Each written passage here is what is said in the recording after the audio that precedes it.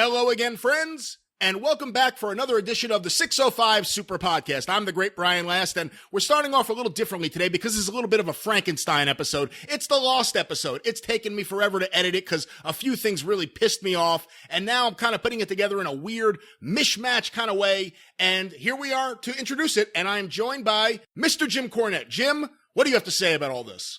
Is it mishmash or mismatched or a mismatched mismash? It's really whatever you want it to be. Well, what the fuck am I doing here then? I don't know. I don't really understand why I'm here or what I'm talking about. I don't really have any reason to have you here other than to tell everyone that's what's going on. But hey, a couple quick hot takes for you.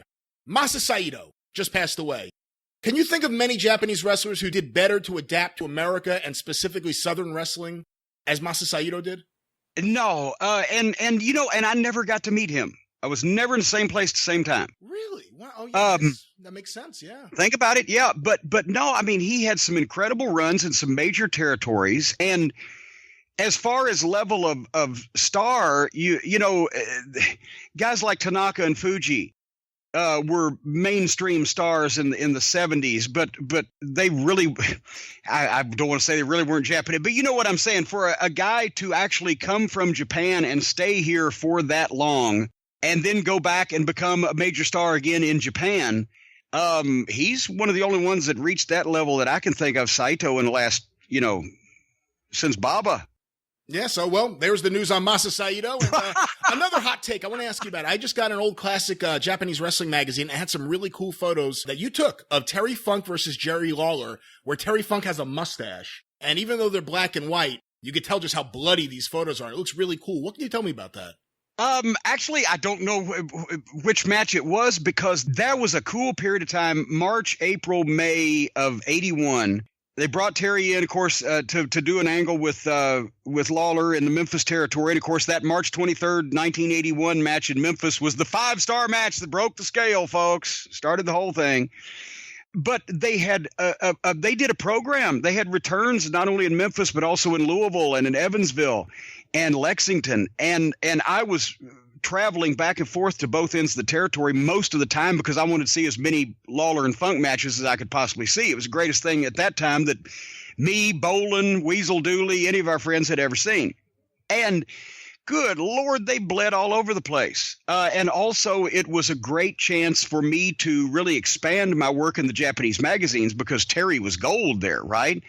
So when you can send in these pictures of Terry Funk bleeding and fighting with Lawler and all this stuff going on, they were using they used a lot of stuff, probably more of my stuff during that period than they did any other time I was a photographer. So, I mean, they had some great matches, whether it was the bloody one in Memphis in March or I remember they had a cage match in Louisville that was just insane. And, of course, the cage in Louisville was chicken wire.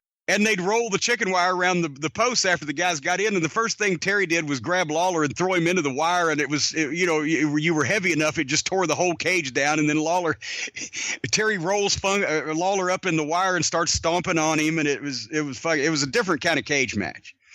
But yeah, those matches were insane. And Terry was really on his game and wanting to prove something there because he had never worked the Memphis territory before except coming in a couple times to Memphis as champion in his whole career. He had never been, and boy, he made a fucking splash. The photos I saw, he had a mustache. That was the big thing that was sticking out in those photos. Oh, okay. Well, as a matter of fact, that period of time, yeah, I think for the most part of it, he had a mustache. I didn't even, because he was changing his look quite a bit during those days. And when he'd go to Japan, generally he'd be clean shaven because he was a baby face and he'd look all smiling. And then you'd see him and he'd have the wet hair. He'd have beads in it or something, or a mustache or a goatee, and and dusty as an egg sucking dog T-shirt on. So Terry was always changing. Well, with that, we have really nowhere else to go. So let's now get to whatever this episode will be. Let's now go to another introduction to the show. Yes, ladies and gentlemen, you have been baited and switched here. You completely blind have stumbled into this show without knowing what you were going to hear, but I'm sure it will be entertaining content as it always is. Let's now go to the lost episode. Yeah, well, it could be both. You never know. This could be the lost one and the last one. Here's episode 88 of the Super Podcast.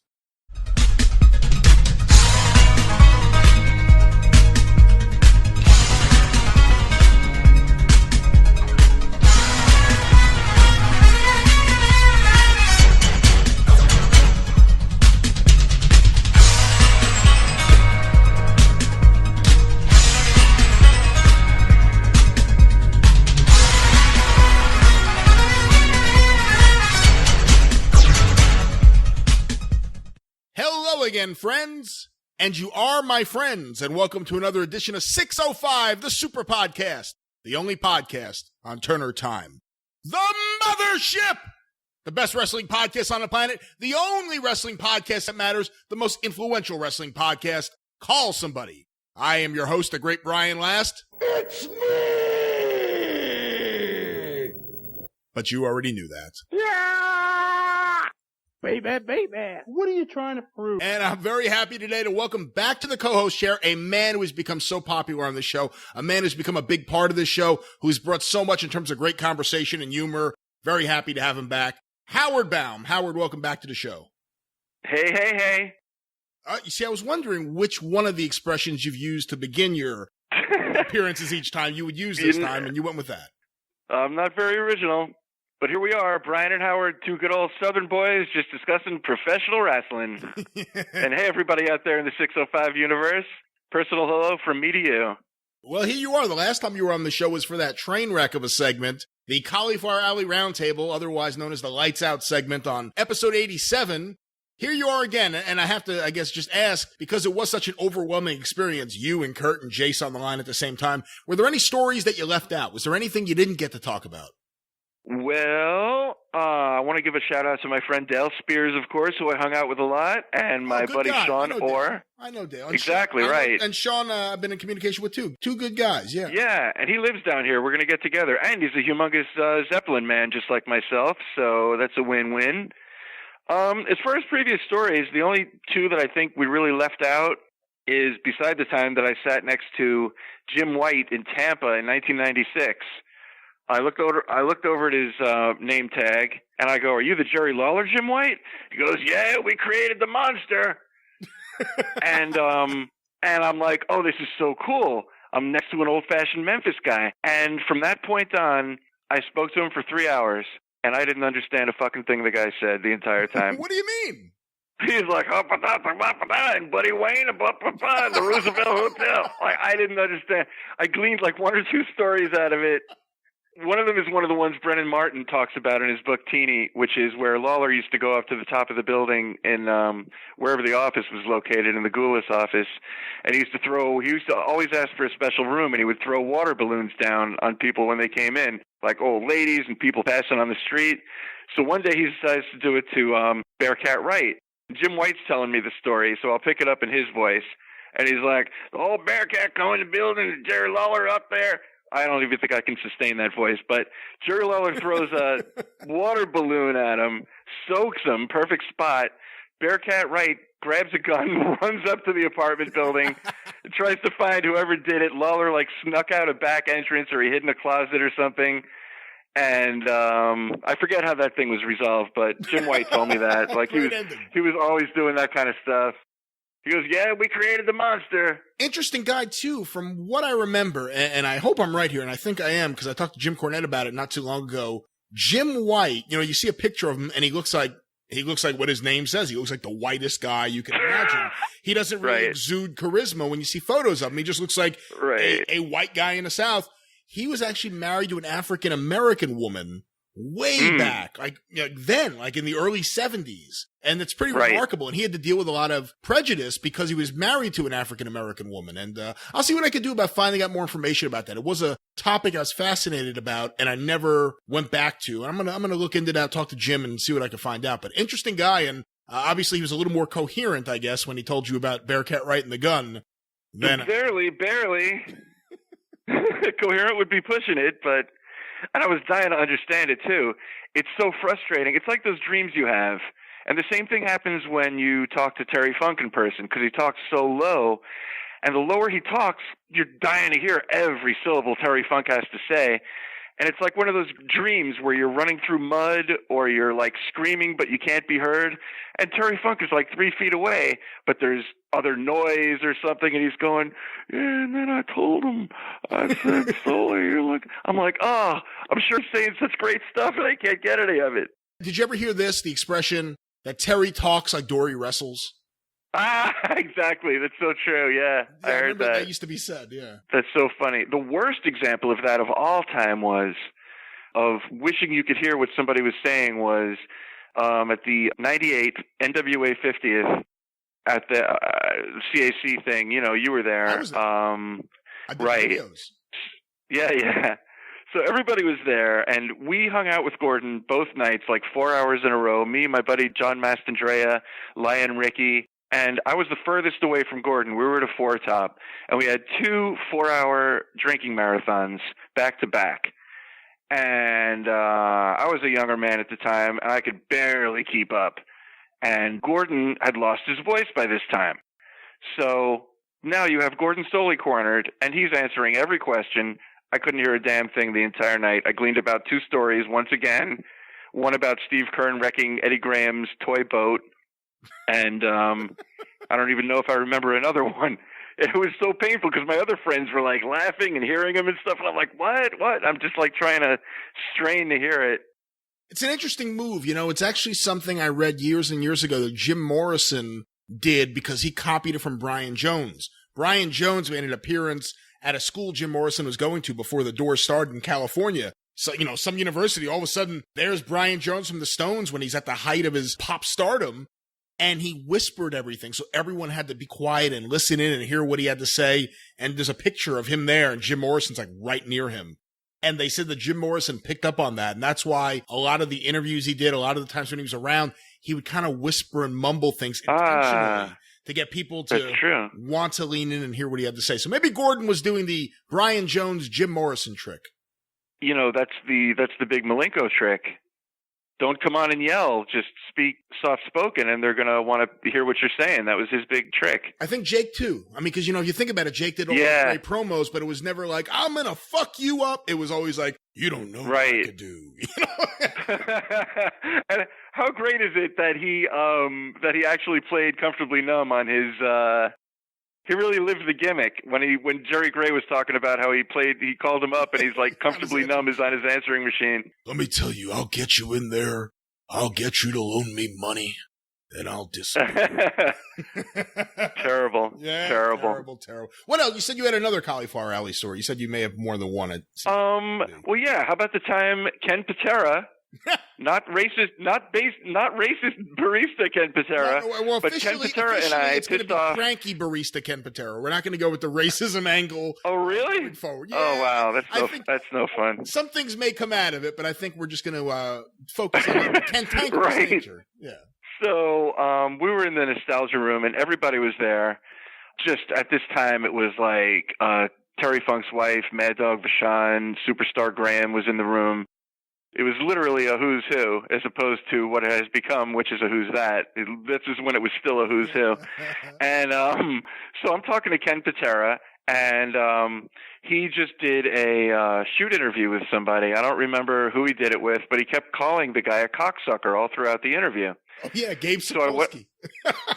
Yeah, I don't remember who the shoot interview was with, and he's like, you cocksucker. And the funny thing about Ken Patera is there's certain people I've known in my life that are recalcitrant and belligerent, but for some reason I don't take it seriously. I just think they're a character, like Louis De Palma, or Don Rickles, like, oh, this guy's talking all salty in front of me. I think it's hilarious.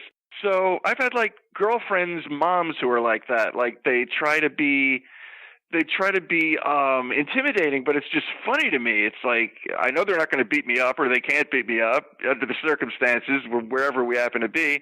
So I just laugh at it. And Ken Patera is one of those people, because you can't believe he's serious, the things that come out of his mouth. And he just says it so matter-of-factly, like you guys say, which is what makes him such a classic. So, he's unrepentant, We're talking. He was talking about some early Ric Flair stories about, I think one of them involved an African-American midget. I know this sounds like one of my bits, but it's the God's honest truth. It was like some kind of wild Ric Flair story where he put ketchup on his wiener, and I'm not talking about Oscar Mayer, and he was parading around, and that was one of his gimmicks. And just one of the wild stories he was telling. And I go, I happened to see that shoot interview you just did, and you kept calling that guy a cocksucker, and it turns out in real life he actually is a cocksucker. And he goes, oh, really? Well, fuck that cocksucker. So right next to us, Central States stalwart Percival A. Friend happens to overhear this classy conversation that we're having. And he was with some woman who was like she's obviously been around wrestling if she's at the CAC. And he goes, and he doesn't say anything to Patera. And he goes to me, gentlemen, there are ladies present.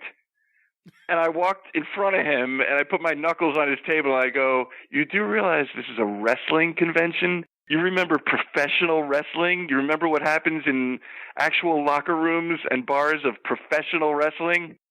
Personal A friend, ladies and gentlemen. Star of many territories, including Central States and Central States. Oh, come on. Don't kill Percival A. Friend. Hold on. I have a message. I've heard a lot about you assholes over there at the 605 podcast. You're a bunch of cocksuckers. You're a bunch of just motherfuckers. Let's get right to the point. I'm sick and tired of you guys. If I ever hear you say one more bad thing about Ken Patera, the world's strongest wrestler, I'll be looking for you. I believe him. I think he's dead serious. I know. Well, luckily I'm well fortified, so I don't really have to worry. But I certainly think a cinder block may end up in my living room at some point. But could you only imagine? Can you imagine those guys at full strength? Like the guys that are older now, and we can laugh at them because they can't physically kill us. But can you imagine them at full strength? Like boulder throwing Ken Patera. Can you imagine him in Gagne's school? Ric Flair, before he has the blonde hair, he's just a chubby guy who likes to run around in the nude and chase women around. Ken Patera, who at that point is huge, he's just out of the Olympics, and he also just casually says whatever the fuck he wants, and I'm sure he was doing it back then in the early 70s. It must have been a party all the time. Can you even imagine? That should be a comic book. That should be a buddy film. Those West Coast guys, those Midwest guys, those, Minneapolis guys, they're like their own culture up there. Yeah. I guess. I couldn't imagine. Other Minneapolis guys that are well, I guess, actually now that I think about it. Well, you got your Rude and your Hawk and, those guys. It just seems like the rite of passage up there is you're a bouncer and then you train with Eddie Sharkey or Vern and then you kick everyone's ass for the next 30 years. Were you ever around Tom Zink? Briefly, yeah, in the bar one night. Cool guy. Anything to say? He was trying to pick up a girl. He seemed nice enough, seemed cool enough. I really didn't have any interaction with him. Who did you see the most often try to pick up a girl? Not necessarily pick up a girl, but of all the times you were in bars around wrestling shows, who tried to pick up the most amount of girls? Well, not counting photographers. Everybody was trying to pick up girls, so it wasn't like intention. It was just like, it was really pecking order, and like depending on the bar and the part of the country, the guys would be all clumped together in their pecking order. Like you would have your four horsemen in one area, and you'd have Dusty and his crew in another area, and different guys would be paired off. Like I remember one time it was after some pay-per-view, I think maybe in Jacksonville in '93-ish. And Harley Race and Big Van Vader were at the bar. And my big trick is, because I know I'm not going to glean anything if I go, hey, introduce myself. They don't care.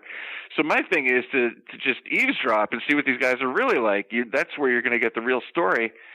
So it was a classic line that my friends have been repeating to each other for years. And Vader and Race are at the bar.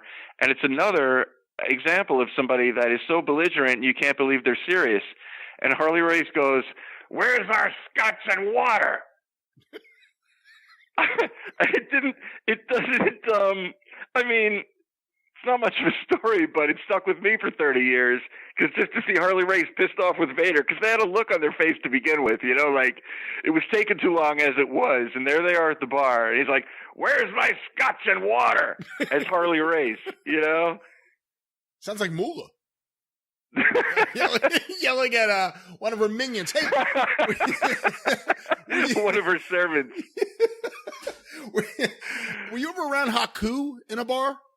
I actually mocked him as a child when he was Prince Tonga, and he gave me a death stare. And somewhere in my 12-year-old body, I knew, get the fuck out of there. What did that's really the only. Of? Well, I think I might have got, because he was Prince Tonga, and I usually didn't do this, but I don't know what compelled me. I go, "Hey, Princey," and he looked at me like that was not going to work, and I just got a feeling, like on a primordial level, like, okay, you shouldn't have done that. But the funny thing is, I never did that to anyone else before or since. I always liked the heels. I was always back there taking photos. I don't know. I just decided to mock him like a mark of all people. So that would have worked out great. Yeah, you're lucky he didn't make it bow to the king.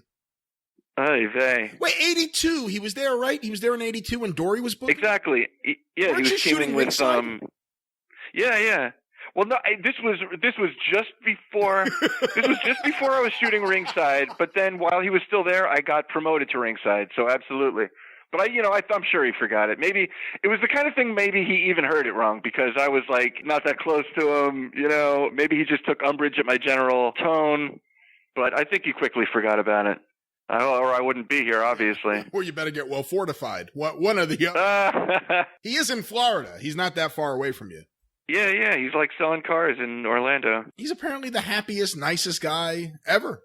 That's the thing about those island guys, the Samoans. Like, I've been around all the Samoan guys.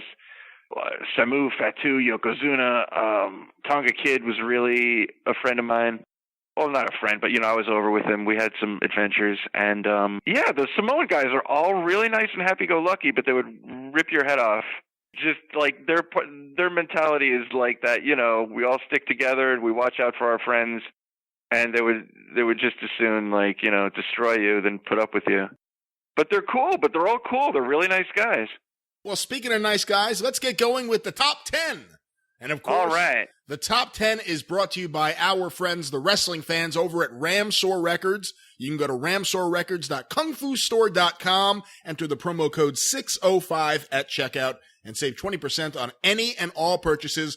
RAMSEUR, ramsorrecords.kungfustore.com. I have to say, the reaction from the last 2 weeks of plugging the Ruin Brothers has been pretty overwhelming. I don't think I've ever heard from so many people telling me they got turned on to a band and to music from the show, and I'm thrilled by it because I actually really love the band. I think they're great. I want to mention this week they continue to be everywhere, not just on the Super Podcast, but in promotion of their debut album, All My Shades of Blue, and boy, that song is stuck in my head.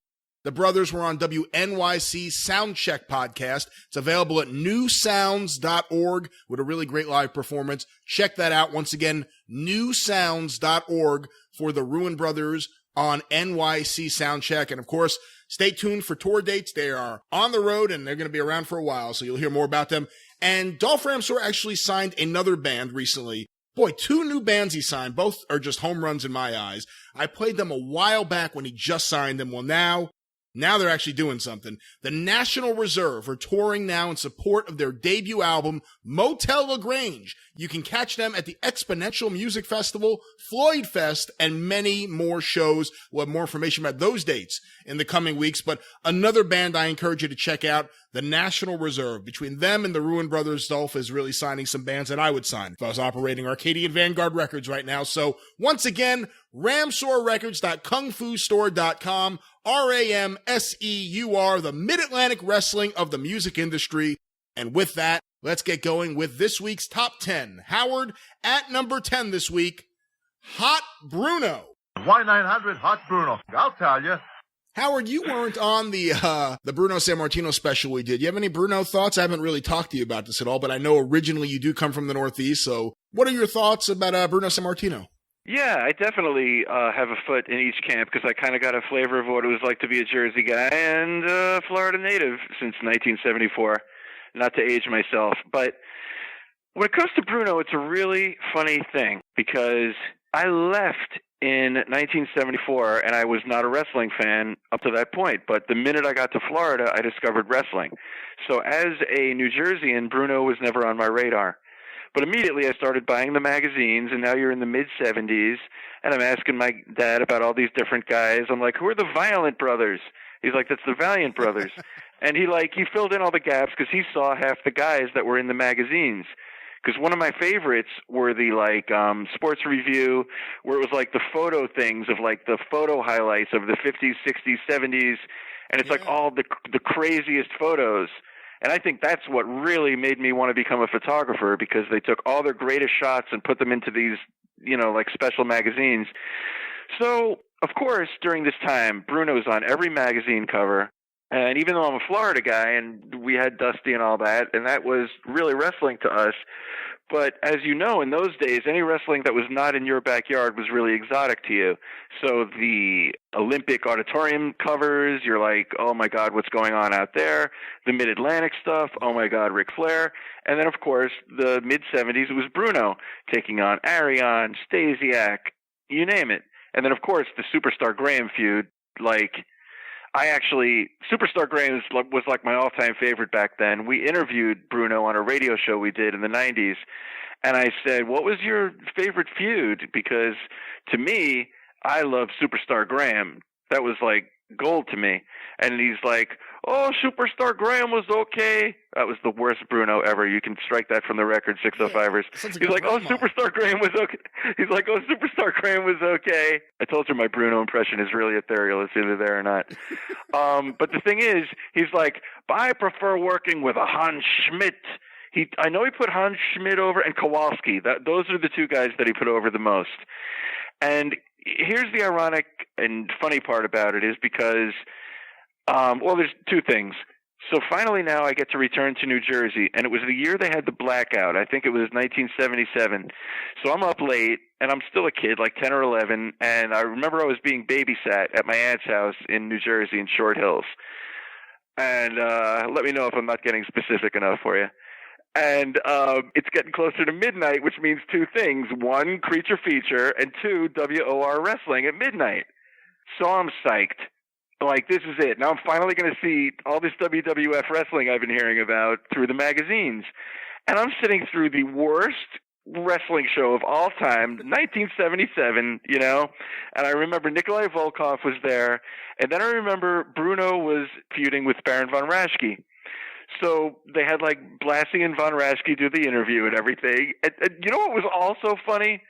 Yet another digression is how they would interview the opponents right next to each other. Like Nikolai Volkov would be doing the big interview with Blassie or Albano, and then Vince is like, and right here is his opponent, Bruno Sammartino. They'd be like 3 feet away from each other, and they had to sit there and listen to the one guy's promo all about him, and then the other guys would leave, and the other guy would come in. Do you find that odd?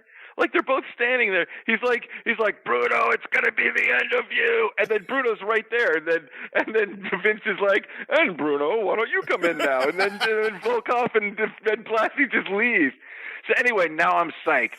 This is like the ultimate moment for me. I'm finally going to see Bruno in action. And it was some kind of angle with Baron von Raschke. And he goes, I want to tell you people, I'm so disappointed in the conduct. I'm like, oh my God, he sucks. What is this? I thought he was terrible after all that. And, but the thing is, you got to be from there and get it to appreciate what he is. Because when Jerry Lawler left his territory, he was no big deal either. He didn't take his charisma with him either when he left the area. Because I saw him in Memphis and I saw him in Florida in the same year. And just, they don't bring their aura with them. And me being such a Florida guy, I was not impressed with Bruno. So as a favorite, as a worker, as an icon, I can't say that's one of my top 10 guys. I can't say I enjoy his stuff. But obviously, he's a complete icon of the business. And then, in a bizarre twist of fate, I've gotten to hang around with Bruno so many times, backstage at this show, backstage at that show. And what you said was the truest thing and the best way to encapsulate it, which was, you know that he's a Northeastern star that supersedes the business. He is way bigger than the business, and he's like a Northeastern sports celebrity as opposed to, you know, like a wrestler or somebody who's sullied with the wrestling business. He's not a Chief Jay Strongbow. He's on another plateau than that. And as you said, the reason for that is because of his class and the way he conducts himself. Yeah, you know, it's like, I don't think there were too many wrestlers that the major sports stars of New York from that era would just name check. But I bet if you went up to Mickey Mantle and said, Mickey, do you know any wrestlers? He would say, well, I know Bruno. Because even though Bruno wasn't really running in the same circles as a wild man like Mickey Mantle, they would see each other at different things, you know, and you would know the other big sports celebrities and the way he handled himself at all these conventions, you know. I still don't see wrestlers that handle themselves the way that Bruno did. He would show up in his blazer. He always looked very professional.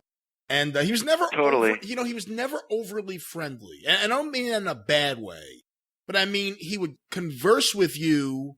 He would talk with you. He would be respectful. And, you know, obviously you give the respect to Bruno Sammartino.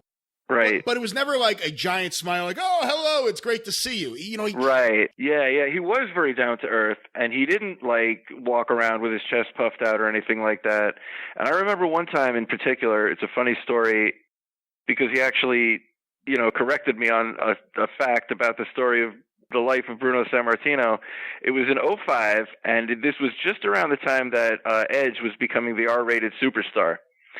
And it was the whole love triangle with Lita and all that stuff. And he was apparently very turned off by the storyline, the verbiage, and all that stuff. I barely paid attention to it myself, but it's just whatever I read in the Observer, I'm like, oh, that's what they're doing. I saw some clips of it, whatever, because I didn't even watch it back then. So Bruno's like, his big thing was like, I don't watch it, but I happen to see this. So he's like, oh, I don't watch that. I was standing there with like Norman Smiley and maybe somebody else, Colin Bowman from WCW Magazine, and maybe some other people. And just went up to Bruno to be nice just because he's Bruno, you know, just to say, hey, how are you? And he's like, you know, I think it's disgusting what they did on TV. I didn't see it, but I heard Edge is doing this thing with the R-rated lover and everything. And I go, well, you know, it's just he has to do what they tell him to do. Those guys don't have any autonomy. He goes, you can quit. You can refuse to do it. I go, yeah, but you're Bruno. And he goes, well, they he goes, no, but he goes, well, they blackballed me. I'm like, oh, I forgot about that. You're right. Touché. So that was, you know, that conversation with him. But he's like, you know, like you say, he's very, like, he just approaches you as another human being.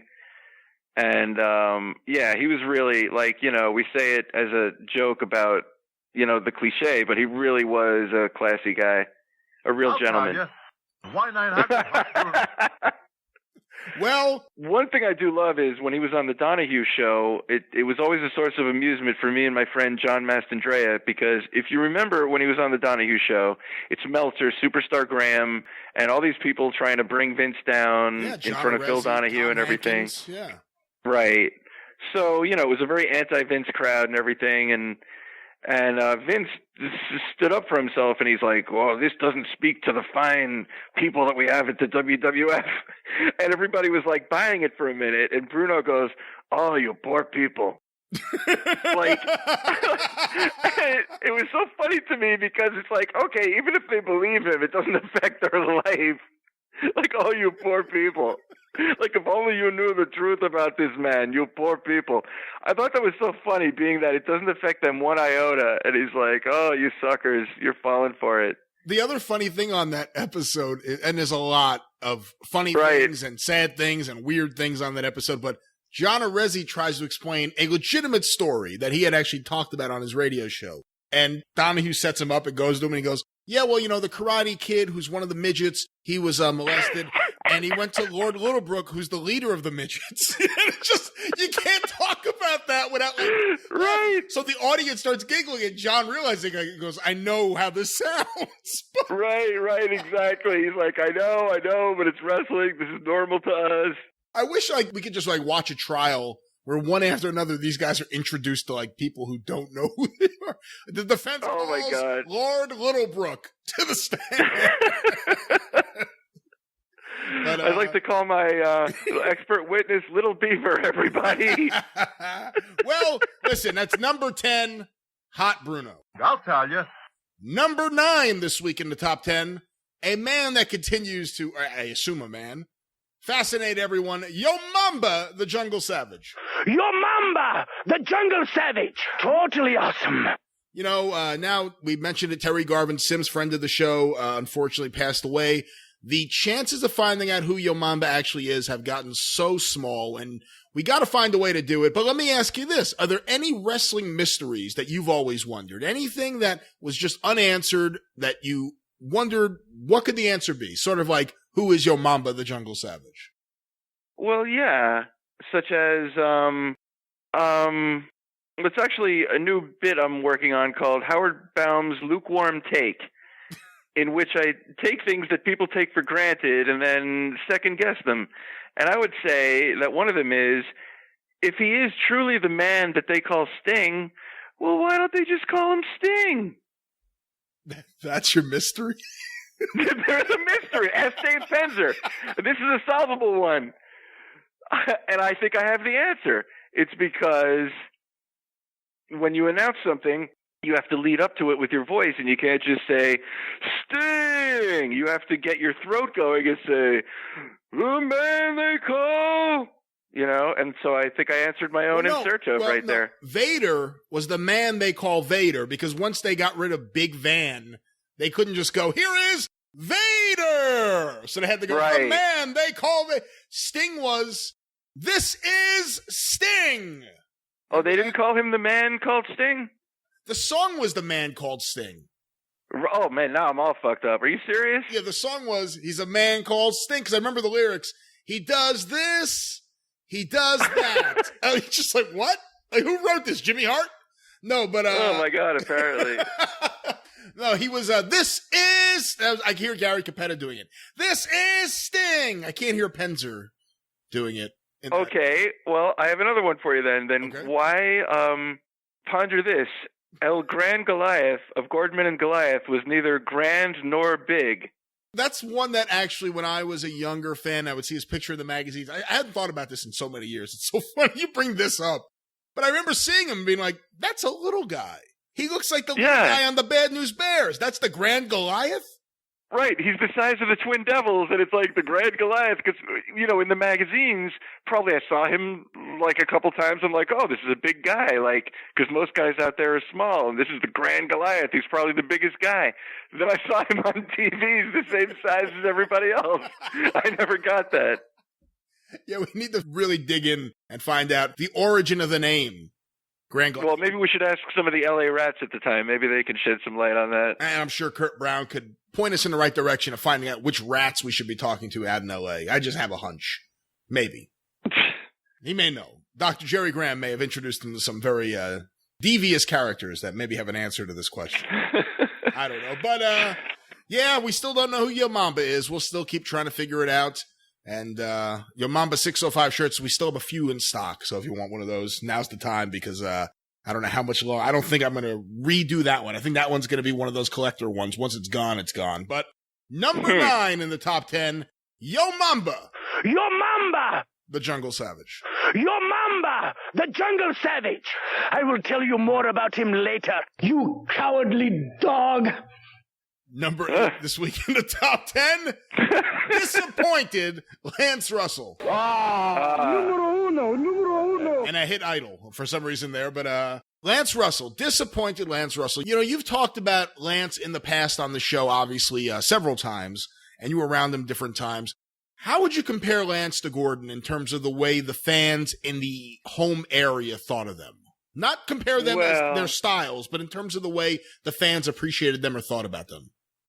Well, I think the fans looked at them both exactly the same way, but the answer I'm going to give is exactly what you would imagine, because Gordon was a little more standoffish, and Lance welcomed you like a long-lost relative, and that's the only difference. I mean, if a fan went up to Lance Russell at the Mid-South Coliseum, he would probably shake their hand, smile, talk to them for a second if he wasn't busy. Depending on how much time he had, the bell could be ringing for the match, and he'll be talking to some guy. What about Gordon? I mean, did fans have access to Gordon? Gordon was a Tampa guy. He came down to Florida, came down to Miami very sparingly. So it wasn't like I got to see him over a period of time, but when I did see him, that would be his MO. Like, he was he was standoffish. He had the old school mentality of that you're a mark and you're going to be treated as such. He put me through quite a routine the first time I met him, and I appreciated it, and I laughed about it. My friend went up to Gordon and said, man, he didn't say man, but he goes, if anyone else would have done that to Howard would have ripped him a new ass, and he just loved it, because it's Gordon Solie, for God's sakes. He could, just to have a conversation with them is the greatest thing ever. Wow, so he started ribbing you there, and he didn't even stop until he pretended that, he started doing that low talk thing in New Jersey at the bar. So he's been fucking with you for years. Yeah, that was a shame. That was a lost opportunity, that low talking thing. But, he knew that he was terminally ill at the time, and his wife had just died. Yeah. This is in 98. I remember that. And he was in a bad way. He was very depressed. You could just tell. And he was a shell of himself, and he kept drinking and smoking because clearly his attitude was like, fuck it, Because he's like, the doctor told me to stop, and I'm like, why should I? He knew he was done. Yeah. That happens a lot when somebody's wife goes or one of the spouse goes. That happens a lot. They lose heart, and they go quickly after, mercifully so, I think, in a lot of cases. And, but no, he's like classic if you get to know him and sit down with him and get to hear him tell stories and stuff. But Lance was a different level altogether because Lance was just exactly what you would think. He would talk to you forever, no matter who you were. Who was the most approachable and the most unapproachable person in the Florida office or in the Florida promotion? If you're at a show and someone is exposed, someone's out in the open, and you could go up to them, who was the most approachable and the most unapproachable? Well, clearly Dusty had to be the least approachable. And as the old saying goes, most of the heels were totally nice, like J.J. Dillon, Jimmy Garvin, Jake the Snake, Kevin Sullivan. At that time, couldn't have been nicer. And I also used to give Barry Windham photos and stuff like that, and Scott McGee. So all the baby faces were really nice and approachable. Mike Rotundo, all those guys. And just Dusty's the only one who never had any time for anybody. The biggest babyface star. Right, exactly. That's wrestling for you. Well, that's number 8 for you. Number 8, disappointed Lance Russell. Tell him in Mexican just to get out of here. I don't want to see you around here anymore. Will you get that stupid fool out of here? Number 6 this week in the top 10. Oh, Lord.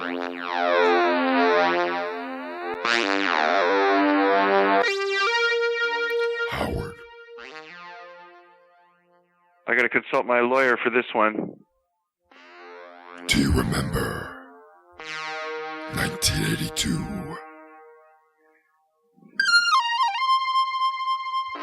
Hey, Princey.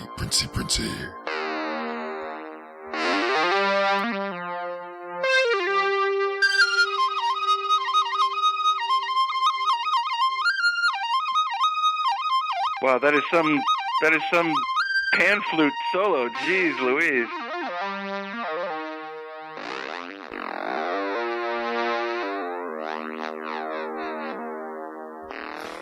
It's the Black Scorpion. Is that the extended Jan Hammer mix or what? Jeez, I think you just... You know what? I haven't been playing my original Animoog lately on the show. I've been using a different phone for the app. So this time I went back to the original one, my iPhone 4S, which is sitting here and still works perfectly somehow. Amazing. But it's the only thing I use it for now is for the musical instruments that are actually on here because it plays really good. And that's quite an endorsement. So you got the added mix there. I'm going to put out a Black Scorpion album pretty soon. Stay tuned for that on Arcadian Vanguard Records. That's number 7 this week in the top 10, the Black Scorpion. Number 6 this week in the top 10, the always popular Brother Midnight. Baby. Brother Midnight is still incommunicado at this very moment, battling the government in Canada. I can't say too much more than that. I will be getting in touch with him again, hopefully, and reaching out and seeing what we could do. And I also know Marty Gold, our friend up in Canada, knows him. So he wants to come back on. He said he wants to come back on. He just has a few things he has to deal with. So Brother Midnight will be back soon. But until then, we, of course, have this. Baby. And, of course, we have this. The regulator, innovator, dominator, creator, updater, pussy imitator, assassinator, baby. Well, there we go. That's number 6, Brother Midnight. Baby. Did you ever get into hip-hop, Howard? Not in the least, surprisingly enough. My hip-hop career ends and begins with Blondie, Rapture. What about Two Live Crew when they were heating things up in Miami? I used to go to their clubs and stuff when I was a young man looking for cheap thrills. I went to Luke's Club and all their booty contests and everything. I got over huge there, by the way. I was like the king of that place. How'd you get over you? No, I went once and I'm like, that's it, I'm done. It's like, I wanted to see it, but no thanks. My friend Jackie Johnson was friends with Luke. He was into that stuff, but nah. I'm a pure old school rock and roll guy, you know. I remember the Fat Boys. See, I like when rap was innocent. I remember the Fat Boys and when LL Cool J came out and he was all squeaky clean. It's before everybody started getting face tattoos and like, you know. I don't get the face tattoo thing. I don't get it. The neck tattoo, the face tattoo, I just don't get. I don't understand. Yeah, that's craziness. And the whole neck thing, the whole neck thing, that looks so painful, the neck tattoo, my God. Yeah, I don't know. I don't get it. But anyway, number 6, Brother Midnight. Number 5 this week in the top 10, the always popular old lady, Mrs. Spencer. Hey, stupid. You have anything you want to say to Mrs. Spencer, Howard? I like that. I like the demure aspect of that. The hey, stupid. Wake up, you stupid jackass. Who are you should mark. What do you want? You should mark it that should be the first thing you hear in the morning, like as an alarm clock, you know? Go to hell, you son of a bitch, you. You're a liar and a bastard. Homosexual That's the one. Jim. Cornette made Iron Sheik call her up once, right? Homosexual Jim. You motherfucker. Antichrist is number 1. Well, there she is. Number 5, the old lady, Mrs. Spencer, with a little surprise run in at the end by Anticristo, the blase Antichrist. But number 5, old lady, Mrs. Spencer. Number 4 this week in the top 10, one of the most popular, if not the most popular, because he's always there, orgasmic Larry Nelson. No, And now the short form. No. What's the stipulation? Are we having fun, people? Who's your favorite wacky wrestling personality? Well, geez, that's like saying, who's your, like, favorite circus clown? It's like everyone in wrestling is a wacky personality. Who's my favorite wacky person? How can you define wacky personality in the world where everyone is wacky? Well, you watch Larry Nelson, and he's wacky, because everyone in wrestling behind the scenes is wacky, but in front of the camera, they try to present, a cool facade. Larry Nelson's eyes are bugging out. He's jumping up and down.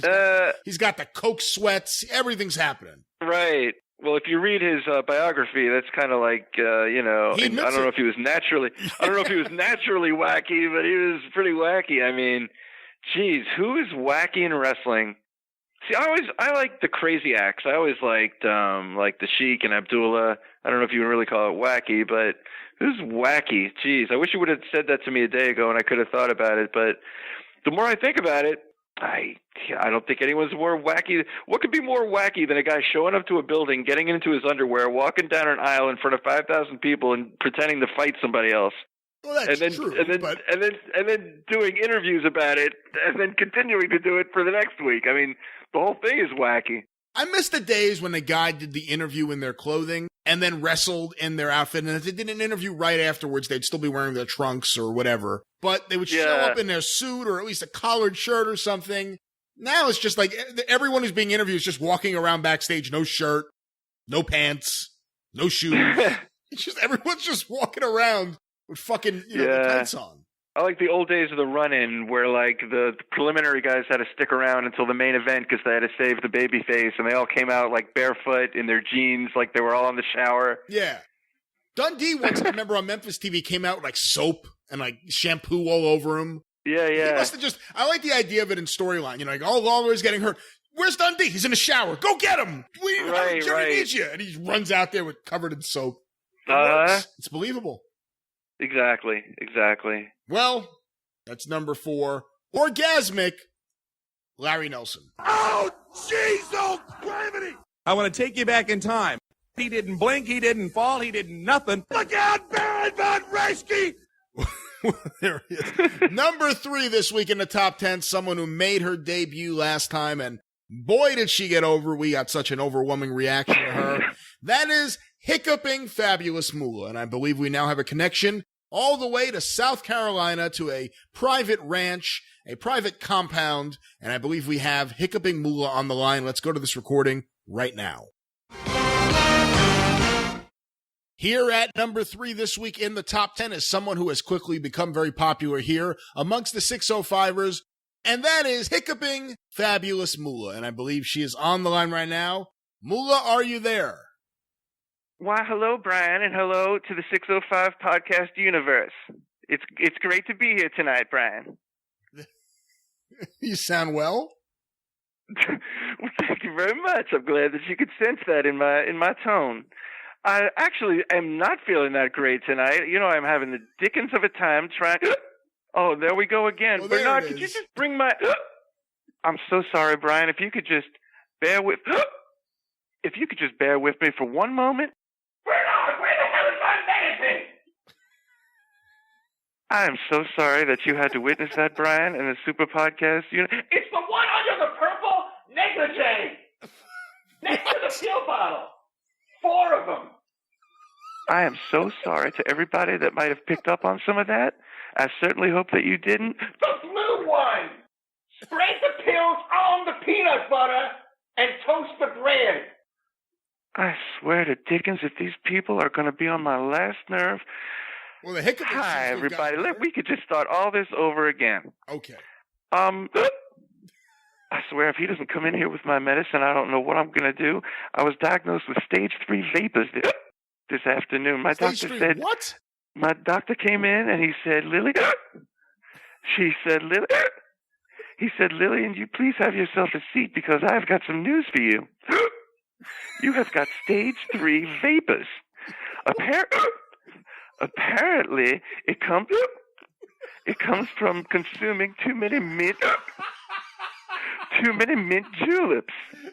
I was not aware of that. Although, as you know, when Johnny May and I were shooting Tough Titty. As you know, when we were shooting the Tough Titty series. The Tough Titty series. It's a series now. Because the movie was so successful, Brian. In 1940, King Features contacted us for a series of shorts that were to be shown before all the Shirley Temple movies, in between the Three Stooges, and some of the war material, some of the war footage. Of course. So we had the entire Tough Titty series, of course, you know. A young W.C. Fields starred in one of those. That one took place on a subway. It was called Titty Touches. Okay. That was a very big one for us. Anyway, I digress. Yes. You know, speaking of that, Penny Banner, somebody who's been speaking a bunch of rhubarb about me, I would just like to say, Penny Banner, I never slept with half the people that you said, and I never did all those things.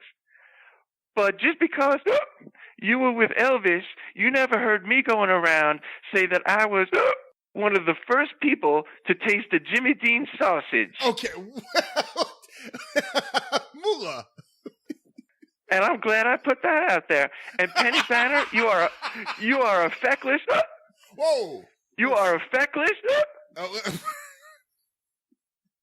Moolah. I'm sorry. I don't know where my medicine is. All right. Well, Moolah, it sounds like you've calmed down a little bit. I want to congratulate you. You are at number 3 this week in the top 10. The sky's the limit. You're moving up. The listeners have really reacted well to you, and you're hiccuping here on the Super Podcast.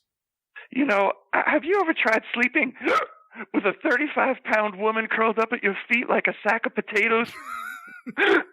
I'm beside myself here, Brian. I'm just barely trying to get it together. Oh, my stars, I've got on Twitter. I've got my Twitter working. Do you want to hear my first tweet? You're on Twitter now. I would love to hear your first tweet. I am on Twitter at Hiccuping Moolah, and my first tweet, it just went out. How about that? Isn't that adorable? It says, at Penny Banner, you are a feckless cunt. Whoa! Moolah! Now, Brian, I'm going to have to excuse myself because it is 10 p.m., Oh, excuse me. Jason, where's my comedy? I swear to God. It is 10 p.m. here in South Carolina, and I am due for my nightly midget undercarriage expression. Wait, what? I am due for my nightly midget hygiene undercarriage check. The what? I have them line up in alphabetical height from 1.2 inches all the way up to our giant of 3.6, Miss Lily. Alphabetical And height. we inspect the undercarriage. We inspect for ticks every night behind the ears, the undercarriage, a full sweep. Oh, my goodness. I was feeling so good there for a while. I forgot I was hiccuping Moolah. Yeah, Brian, you had better let me go. Okay. I swear to God, I could talk to you. I could just talk to you all night, you piece of sugar. Well, anything you want to say to the 605ers before you leave, Moolah? You know that you are number... You know that you are number one in my heart. There she is, number 3 this week in the top 10, hiccuping Fabulous Moolah. Howard, I don't know if you've had a chance to hear this on the show, but hiccuping Fabulous Moolah has really gotten over in a very short amount of time. I haven't had the opportunity, but I hear she's a real corker. That's number 3. Number 2 this week in the top 10, Hot Dog, or Hot Dog and Lasto, as I'm... Oh, my favorite. I gotta say, Hot Dog's the king of comedy. Of course, Hot Dog interrupted the show last week to play an exclusive track by the Ruin Brothers from Ramsor Manor. I still haven't figured out why Hot Dog and Dolph Ramsor are in communication. But Hot Dog is back this week. I had a few moments to speak to the delusional radio host himself. Let's go to that recording right now. Here at number 2 this week in the top 10, rising in popularity somehow, is none other than Hot Dog, and I believe he is on the line right now. Hot Dog, are you there? Hot Dog and Lasto in the morning. Yeah, Well, no. we're number 2, Lasto. Well, you're number 2. That's right. Number 2, we try harder, just like Avis Rent-A-Car. Okay, all right. Well, you're number 2 this week in the top 10. As I said, rising in popularity. What do you attribute this to? Well, just a couple of weeks' time since we moved from our afternoon drive slot to mornings, and we're already number 2. How do you like them apples? I don't. Hot Dog and Lasto's show, yeah. I don't know what you're talking about. By the way, if I did have a radio show, I'd prefer afternoon drive. I know it's not as lucrative as morning, but it's what I'd prefer. But anyway, Hot Dog, we didn't move time spots or anything else, so I'm not exactly sure what you're referring to. I was told we were in the morning now. We've got the Ruin Brothers coming up later in the hour, by the way. By request. No, we do not have the Ruin Brothers coming up later in the hour. By request. Who made the request? Don't wait for the postman. If you're looking for a letter from me, there won't be any more. Well, you know what that means, right? No, what is that? It's time to dig into the old Hot Dog and Lasto mailbag to answer some of these cards and letters that come in from our loyal listeners. Everyone loves these mailbag segments. Are you ready, Teach? Well, don't call me that. But let's see what this is. Okay, our first question comes from John Fell in Glen Burnie, Maryland. Teach. Wait, John Fell in where? I have it as Glen Burnie. Okay. That's what it says on the envelope. He begins, I love the show, guys, especially Hot Dog and his hilarious antics. Aw, what a swell thing to say. Thanks, John. That's it? There's no joke there? He further writes, my question is, who would win in a shoot fight between Brock Lesnar and that double tough hombre, raw-boned Swede Hansen? I'm going to let you field this one, Lasto. I don't want to... See, now you're going to make me answer something seriously. That's ridiculous, but I would take Brock Lesnar over Swede Hansen, I think. I don't know. Swede Hansen was from Columbia, South Carolina. That's right. I've heard that he would fight a buzzsaw and give it the first 2 rounds. Well, if Gordon Soley was around, sure. Yeah. Unfortunately, the buzzsaw cut off Swede's hand in the 3rd round, and then they stopped the match. Yeah. What a mess. They never explained how you do fight a buzzsaw, did they? It's not good. I'll put it that way. Not good. All right. Well, that was one letter. Was that the one letter we're going to read this week? Oh, I've got a whole sack full of letters here. Oh, great. This one is really unique. Our next letter was written on an origami armadillo made from Easy Wider rolling papers. It's sent in from Cosmic Kurt in California. Yeah, well. He writes, I love the Hot Dog and Lasto show, especially when Hot Dog plays all those crazy records from his collection. You should do a whole show based on that. No. We will not be doing that. Thanks for that suggestion, Kurt. I wish you were our program director. What say you, TGBL? That won't be happening, and that's a bad idea. That's a very bad idea. No one wants to hear that. Well, it wasn't really a question anyway, but thank you, Cosmic Kurt. And let me reach way down deep in the mailbag for another letter. Okay, yeah. Here's a letter from Hot Dog Lover in Campbell, California. What a moniker, Hot Dog Lover. I can barely read this handwriting here. It's so tiny. But here it goes. He or she writes, "Are you Alan?" You know, I'm not sure I even understand the question. I'm not Alan. I'm Hot Dog. I don't understand the question either. What? Maybe this is a question for you, Lasto. Are you Alan? What? I don't understand the reference. I don't understand any of this. Alan. It says, "Are you Alan?" He spells it hashtag ALLIN. Are you Alan? Maybe they're thinking of Alan Blackstock. No. Or maybe Mr. Alan Martin, the legendary wrestler / manager. No, I don't think that's, I think you're mistaken. I think he's referring to the independent wrestling event that's coming up in Chicago, All In. Wow, I'll have to bone up on that. Once again, I don't think we really answered your question, Hot Dog Lover. Maybe you could resubmit that one and add some more details. All right, well, it was nonetheless, yes. Number 2, me and you. I did want to mention, if I could, that we now have a Twitter account at 605 Hot Dog. Can you believe it? You do indeed now have a Twitter account, Hot Dog. It is managed by you. I have nothing to do with it, and I am not behind it. Twitter is really cool. Everyone is so nice there. I really did want to respond to one fan on Twitter who said that we could never get 10,000 Twitter followers. To that I say, I'll take that bet.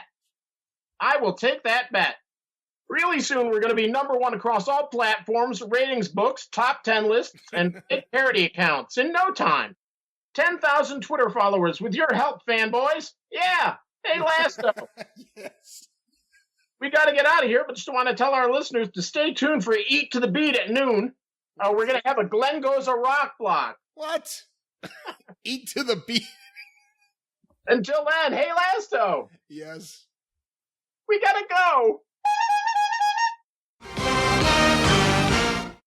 There he is, Hot Dog, and of course, he is growing in popularity somehow, and everyone who buys a Mothership baseball shirt will get a free Hot Dog sticker. So if you like Hot Dog, you want to get a limited edition Kiss Cut sticker, you can get one with every purchase of the Mothership, the baseball shirt. Number 1 this week in the top 10, which means he challenges for the title next week.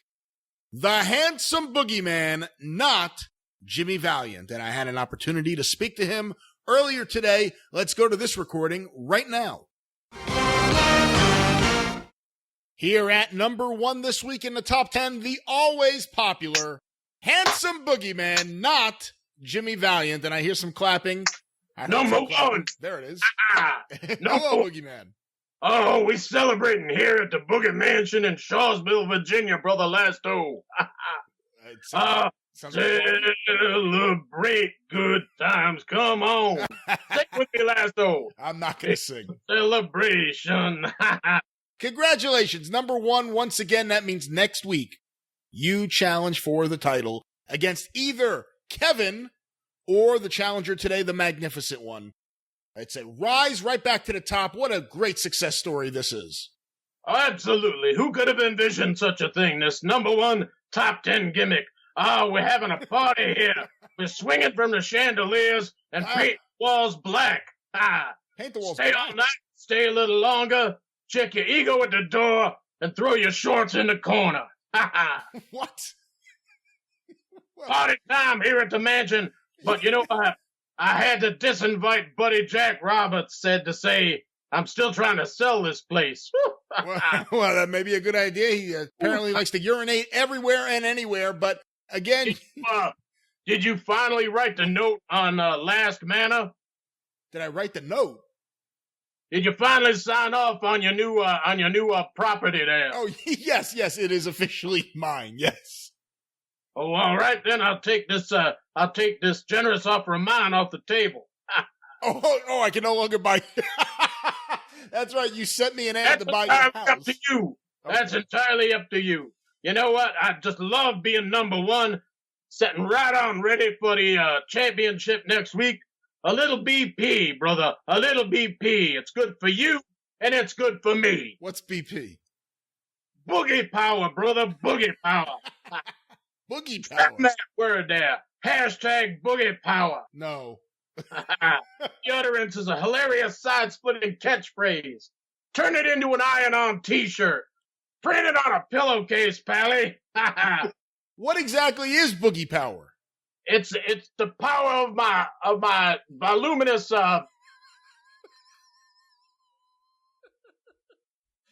Okay, I'm sorry. It's the power of my voluminous cadre of loyal 605 fans. Now ask the boogeyman a question. Ask me, how do you spell New York? How do you spell New York? A knife, a fork, a bottle, and a cork. That's how Not Handsome Boogie spells New York. But I digress. I don't want to go all hillbilly Jim on you, but I do want to thank Boogie Team 2000 for my Phoenix-like re-skyrocketing back into the number one catbird seat in the 605 Super Universe top 10 vis-a-vis their votes. Boogie Team 2000? That's right. Mothership brothers and sisters, I got y'all to thank, and I thank you I just did. A celebratory mood prevails, Lasto. I couldn't do it without the fans, and heaven knows I tried. Well, all right, Boogeyman. Next week in the title match, any thoughts on the people you'll be competing against? It's not about competition anymore between brothers or even sisters for the 605 title. There's plenty of room at the top of the top 10. It's all about community. Combined effort, baby. I got a few new original characters for the top 10 myself, in fact. A new character of my own creation. Well, hold on here. The Magnificent One, not too long ago here on this program, had his own top 10 characters he was introducing. Is this what you're doing now, too? I just was inspired. I got a brainstorm of an activity, and just wanted to run this one by you. Okay. Check this out. All right. The even more handsome boogeyman, even less than Jimmy Valiant. I don't know if that one's going to work. The even more handsome boogie, even less than Jimmy Valiant, not Jimmy Valiant. Can you imagine even more handsome in the 605 top 10 alongside hiccuping Mrs. Old Lady Spencer or the most magnificent one? I have to say, your new top 10 characters suck compared to the Magnificent One. Hear me out. What about he versus Hot Dog? Mercy. Wait, what? He versus Hot Dog? Yeah, even more handsome versus Hot Dog. As Blackjack Mulligan once said to me, brother, that's a license to print money. Well, famously, Blackjack Mulligan did not have that license. Thank you, brother. That's a stolen joke, by the way. A counterfeit gag, if you will. All right. Separate checks, please. Well, how do we get out of this segment, Boogeyman? That's what I'd like to know. Whoa, hold on a second, Lasto. I'm hearing some kind of rumble in my rumpus room. What? I gotta see if I need to break it up or whether to strip down and join in.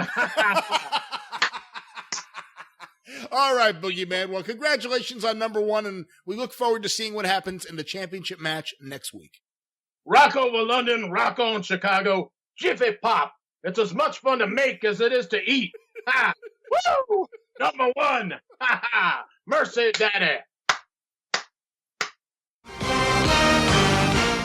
There he is at number one, the handsome Boogeyman. Of course, he challenges next week for the championship. The current champion, Kevin, versus the challenger who has become an overnight sensation here on the show, the Magnificent One.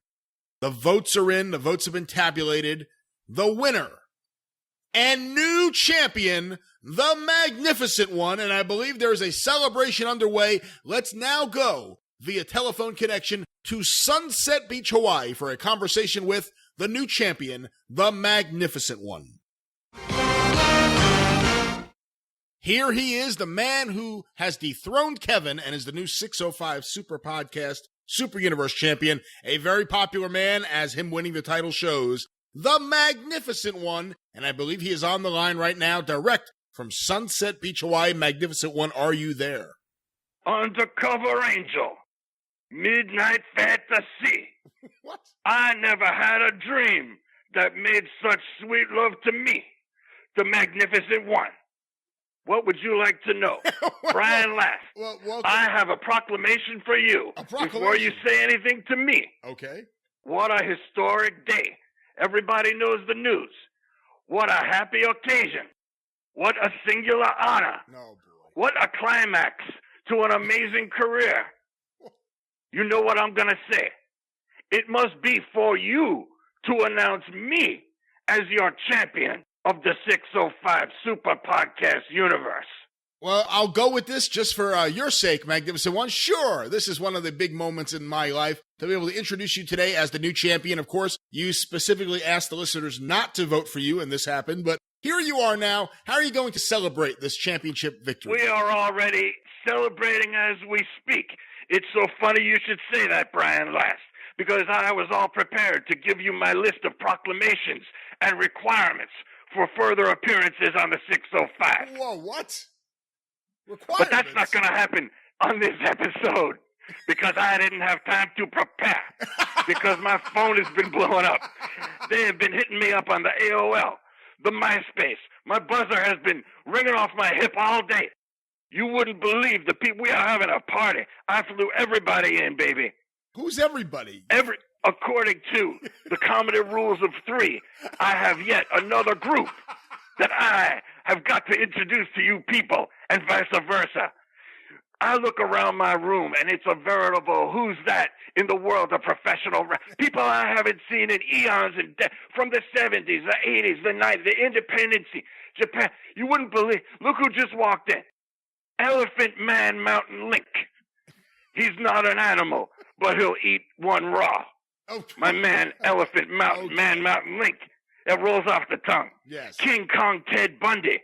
He insists on at least a 5 body count. Okay. Very dark. Yeah. The Magnificent One is taking a very dark turn. I think so. Not my kind of material, but I couldn't turn her down. Look around the room. Burrhead von Raschke, the most hard-headed Nazi sympathizer you have ever come across. Burrhead von Raschke. All right. Oh, what else would you like to know? No, just put that lasagna over there, next to the Chipotle. Next to the... I'm very sorry about that. Who are you talking to? No, don't take those ribs either. All that goes together. Keep that hot. Put that plate on there. Who? Oh, look who just walked in. Yeah? Who? I can't believe he came all the way from wherever he lives now. Clinically depressed Jimmy Hart. Well, that sounds like a ridiculous. Man, guys, I just got to say, you know, I've been sitting there backstage, and this is the worst day of my life. I don't even think I'm going to be able to make it Monday night, guys, and that's all I have to say. Oh, he is a bummer. That is clinically depressed Jimmy Hart. Oh, my goodness. Look at that tall fellow. It's famous wrestling historian and punk icon, Yohei Ramon. Yohei Ramon. He knows everything about the history of this great business. That one, my friends, is courtesy of my friend the Hot Dog. Okay. In a bit of professional courtesy, Hot Dog let me have that joke. He let me have that. That's professional courtesy, Brian Last. You should look into it. What would you like to ask the Magnificent One now that he has ascended the top of the mountain of your fiefdom, of your universe, now that I am literally your king in the castle that you have built? Yeah, okay. How does that feel to be cornholed in your own domicile, a cuckold, if you will, in your own creation's creation? Well, Magnificent One, it feels all right, but I have to ask you, what do you think about your challenge next week, the handsome boogeyman, not Jimmy Valiant? Oh, I have very little prepared for the handsome boogeyman, because I was concentrating on some other people. But if you must know, Handsome Boogie and I have gone round and around. Who will ever forget the time they broke his $30 Walkman on live TV and he had to go musicless for literally 4 tapings because apparently they weren't paying him at the time. His big low-riding, big what do they call those jeans? Oh, God, you caught me today, man. Luckily, I got one of my friends here. It's Man Molehill Dean.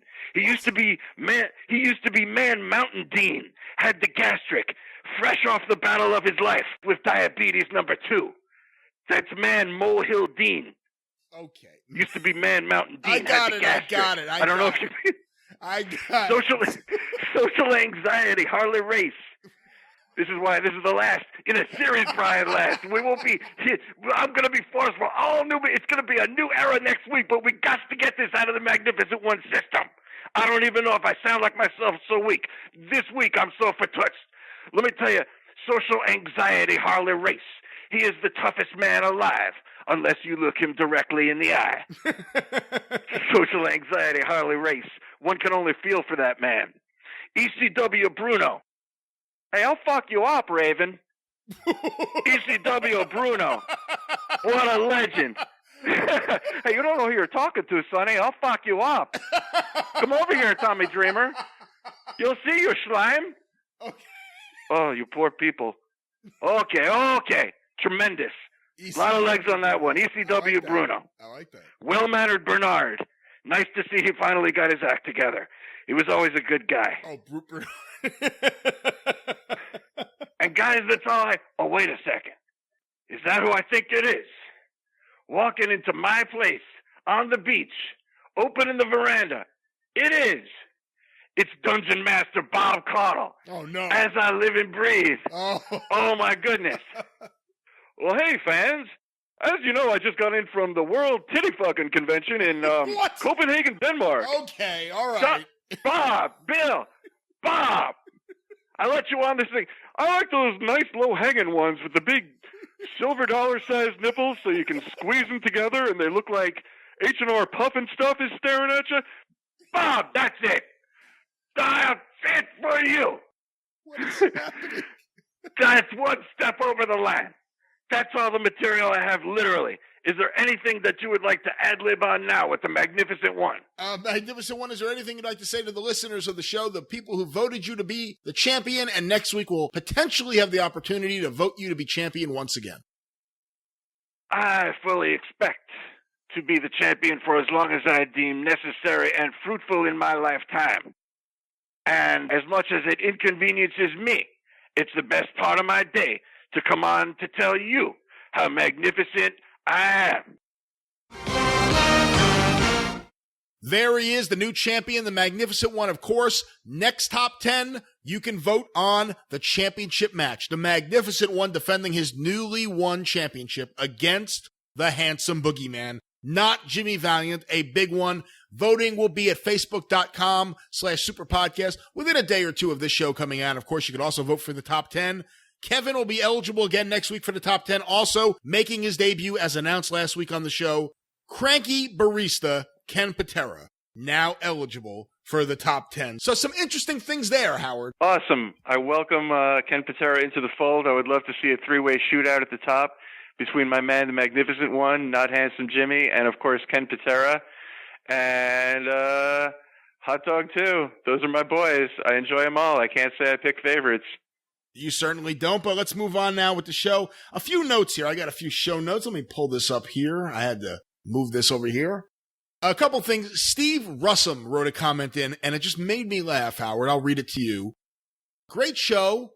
Don't know what my favorite segment was, but when John Hitchcock said that Johnny Valentine got off on pain, I was thinking the plane crash must have given him a huge hard-on. That's probably how they found him. So I read Jeez, Louise. I read that and I cracked up for a day. Boy, this is some empathetic crowd, I have to say. Are you sure this isn't? Have I not stumbled into the Deepak Chopra web series or something? It's really. I enjoy the compassion that's in the wrestling world. But no, that is a good line. I read that previously on the internet, and that is pretty. I mean, at what point does he feel pain? It's like, you want somebody? God was probably saying to him, like, all right, how would you like a seat jammed up your ass? That's not nice. This next thing I want to read here, this was sent in by Jeremy Marshall, and this was a follow-up on the conversation that Vandal Drummond, of course, Kurt Brown, and Jerry Gray had in a roundtable discussion a few episodes back talking about the Pacific Northwest and the Owens brothers. Let me read this. This isn't a religious post. I just want to rib Brian last for not paying attention to a fun tidbit in Hebrew school. Or maybe they didn't teach him this in Hebrew school. But if I were a rabbi, I'd make sure to, because it's funny. I'm a Christian minister with 4 semesters of Biblical Hebrew and 2 of Aramaic, which is why I'm halfway qualified to talk about this. When Vandal Drummond and Jerry Gray were talking about Elton Owen on the latest 605, they told a funny story about how he accidentally shot himself either in the foot or the balls. To which our fearless leader TGBL replied, well, there's a big deal of difference between the foot and the balls. Actually, in biblical Hebrew, not so much. See, for some strange reason, the Hebrew word for feet also served occasionally as a euphemism for the male genitals. So, for instance, Exodus 4:24 to 4:26, it's a really, really weird story that ends with Moses' wife circumcising their teenage son. She then takes the foreskin and touches Moses', quote, feet with it. But that's not actually what she did. She touched Moses' junk with it. Like I said, a really, really odd story. I've never heard that one in Hebrew school. Then there's Isaiah 6:2, where the prophet saw a vision of angels in the temple. It said they had 6 wings. They were flying with 2. With 2, they covered their heads. And with the other 2, they covered their, quote unquote, feet. Again, This is actually one of those times in Hebrew scriptures where feet means genitals. A man covers his head in the presence of the divine, which is why the priests in the temple wore turbans and why Jewish dudes still wear yarmulkes. But a man doesn't cover his feet in the divine presence. The priests in the temple didn't wear shoes. And remember, when God appeared to Moshe at the burning bush, Moses had to take off his shoes. But a man does cover his genitals in the divine presence, which is why the priests wore special undergarments and didn't approach the altar on stairs. So the angels in Isaiah 6 were covering their junk. Finally, and most revealing, so to say, is this interesting nugget from Ruth 3:4 to 3:7, where the Moabite woman comes to Boaz in the middle of the night and uncovers his feet. And Boaz doesn't want anyone to know what happened. That's because she didn't just uncover his feet. Once again, it's a euphemism for cock. He didn't write that. He wrote, it's a euphemism. It's a euphemism. Thank you for clarifying. I'm sure he's glad that you're clarifying that. So maybe, just maybe, Barry Horowitz or someone of that persuasion told the tale and simply said he shot himself in the foot. And then it could go either way. Or not, but if you read this far, you at least got an education in one of the oddities of ancient Hebrew slang. Thank you for sending this in, Jeremy. Just for your personal edification, I went to Hebrew school Mondays and Wednesdays from 4 to 6, and halfway through that, we had a nice 10-minute break for challah and grape juice. That was my Hebrew school life until I was bar mitzvah. What about you, Howard? Boy, I hated Hebrew school with such a passion. I would make myself physically ill Tuesdays and Thursdays not to go. And I remember one time, sometimes we had to go to synagogue first and then the class, and sometimes vice versa. So it was a class first, synagogue later day, but I went to the synagogue first. And then I came up to the class, and they were all getting ready to go down to the synagogue. And Mrs. Loss looked at me through her big eyes, her big googly glass eyes, and she goes, Howard, you leave a lot to be desired. And I was 12. I had never heard that expression before, and I thought, that's an odd time for a compliment, but thank you. I thought there's a compliment in there somewhere, like, you leave a lot to be desired. Like, oh, whatever I have in addition to that, there's still a lot to be desired. I don't know how I thought that worked, but I thought it was kind of a compliment. I'm like, well, thank you. Then she took umbrage at that. Did you guys do challah and grape juice? During the week we had nothing. There were bagels for sale and donuts for sale. But the real action was after the bar and bat mitzvahs on the Saturdays. That's when, like all your friends would be getting bar mitzvah and we would all be in the same school together. So if we were invited to each other's bar mitzvah or not, it was still all the same classmates from school that were in the congregation in the temple. So I remember, I was the world's worst student. I was never into it. It was just not my thing. And, but the rabbi, now we're done. I got myself through it. And, at the end, they're like, Howard's going to do the wine prayer. And I'm thinking to myself, here we go. Never heard the goddamn wine prayer in my entire life. So the rabbi and the cantor flank me, and they open up the big scroll, and they're pointing to the thing, and it's all in Hebrew. And I can make out, like, Baruch Atah Adonai. For all you Southerners out there, that's you can just use your imagination, but that's one of our all the big prayers begin with Baruch Atah Adonai. So the rabbi thinks he's going to kickstart me like a cold engine, and he goes, Baruch Atah Adonai. I'm like, Baruch Atah Adonai. He goes, Eloheinu melech haolam. I go, Eloheinu melech. And he's like, okay, go ahead. I'm like, I never heard of this thing in my life. So the rabbi had to do the wine prayer for me, which now I can't get out of my head. Now I can do it. Like, after that, it scared me into knowing it. Now I can do it, I think, but I won't. Let's hear it. Come on, Baruch Atah Adonai. Eloheinu melech haolam, asher kidshanu v'mitzvotav. But I would not have got that line. Okay. And then it's like, does anyone have some Metamucil? Oh boy, I can't believe you didn't. I'm good at it. I was. That's disappointing. That was like the highlight of Hebrew school for me. But then we had the brownies after the bar and bar mitzvahs that was worth the whole thing. Difference between Florida and New York here. I went to a Reformed temple in Long Island, and I don't know where the hell you went to. They were selling you food instead of giving you food. Well, it was just before class as a convenience. Well, I was about to say what number of the top 10 this conversation is. This is not part of the top 10. I don't know how we ended up here. I want to talk about lights out. Yeah, I want to make another announcement here real quick, and that is we're adding a new show to the Arcadian Vanguard podcast network. I'm very happy about this. John McAdam has always received a tremendous reaction every single time he's been on this show. He has been a favorite of mine to have in the co-host chair. We've had some amazing conversations. The Jimmy Snuka conversation we had after Jimmy Snuka died is one I still hear from people about all this time later. And I'm very happy to say John's going to be introducing his own podcast. It's going to be called Stick to Wrestling with John McAdam and Sean Goodwin. Sean's a friend of John's. They're both from New England, so if you like New England accents, this will be the wrestling show for you. Stick to Wrestling, and it will be coming out every Friday. So stay tuned to your Arcadian Vanguard Podcast Network. And of course, for this, you can go to iTunes, Stitcher, Podcast Addict, or you can go to McAdamPod.com. McAdamPod.com for Stick to Wrestling with John McAdam and Sean Goodwin. We have some more shows we're working on right now, but this will be the newest one starting on the 15th of June and every Friday after that. And with that said, we're going to spend a few minutes now with Jerry Gray. Of course, Jerry's a big part of the show, a great friend of the show. And I want to remind everyone, Jerry is battling stage 4 cancer. I believe he just received news this week, confirmation that they believe it has indeed gone to his bones. That was the last I heard from Jerry. So if you hear Jerry on the show and you enjoy his stories, if you like listening to his tales, if you laugh at him, if you learn something, consider making a donation. Every little bit helps. If every listener donated $1, he would have exceeded his goal multiple times. Unfortunately, that hasn't happened. But if you enjoy him on the show, and he's been on the show nonstop, please consider making a donation. You can go to tinyurl.com/GoFundGoldenBoy. All the proceeds that Jerry gets go directly to him. And I can tell you they're all going directly to his medical bills, and they are pretty high. So with that said, let's spend a few minutes with our pal, the Golden Boy, Jerry Gray.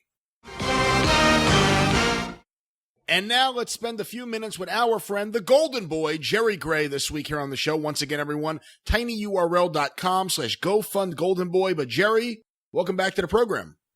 Thank you, Brian. Good to be here once again. It's good to have you here once again. Before we get going, and I know you have a couple stories you're going to tell us this week, so many of the listeners have supported you in your battle with cancer that's ongoing, and it's really just depleted you in more ways than one. Is there a medical update? What's going on? What's the latest news? Well, I posted it not too long ago, but the tumor markers are real high, and I have to have, they want me to have like CAT scans, an MRI, and a PET scan I've never even had. I think I've told you that before. It's one of the main things you're supposed to have when you first get cancer, just because I guess it tests your whole body, and they've never even done that yet. But that I have so many bills, I've got caught up with the doctor, but not the medical, the tests and stuff like that. I still, who knows how much for that, thousands and thousands. But yeah, I needed a lot of different tests done, definitely. So one of the main things is a CAT scan, and then bone. Last time they did a CAT scan on me, they said the tech's not supposed to tell you like what your diagnosis is. But the tech that does the scan, and he was like, "Oh, you have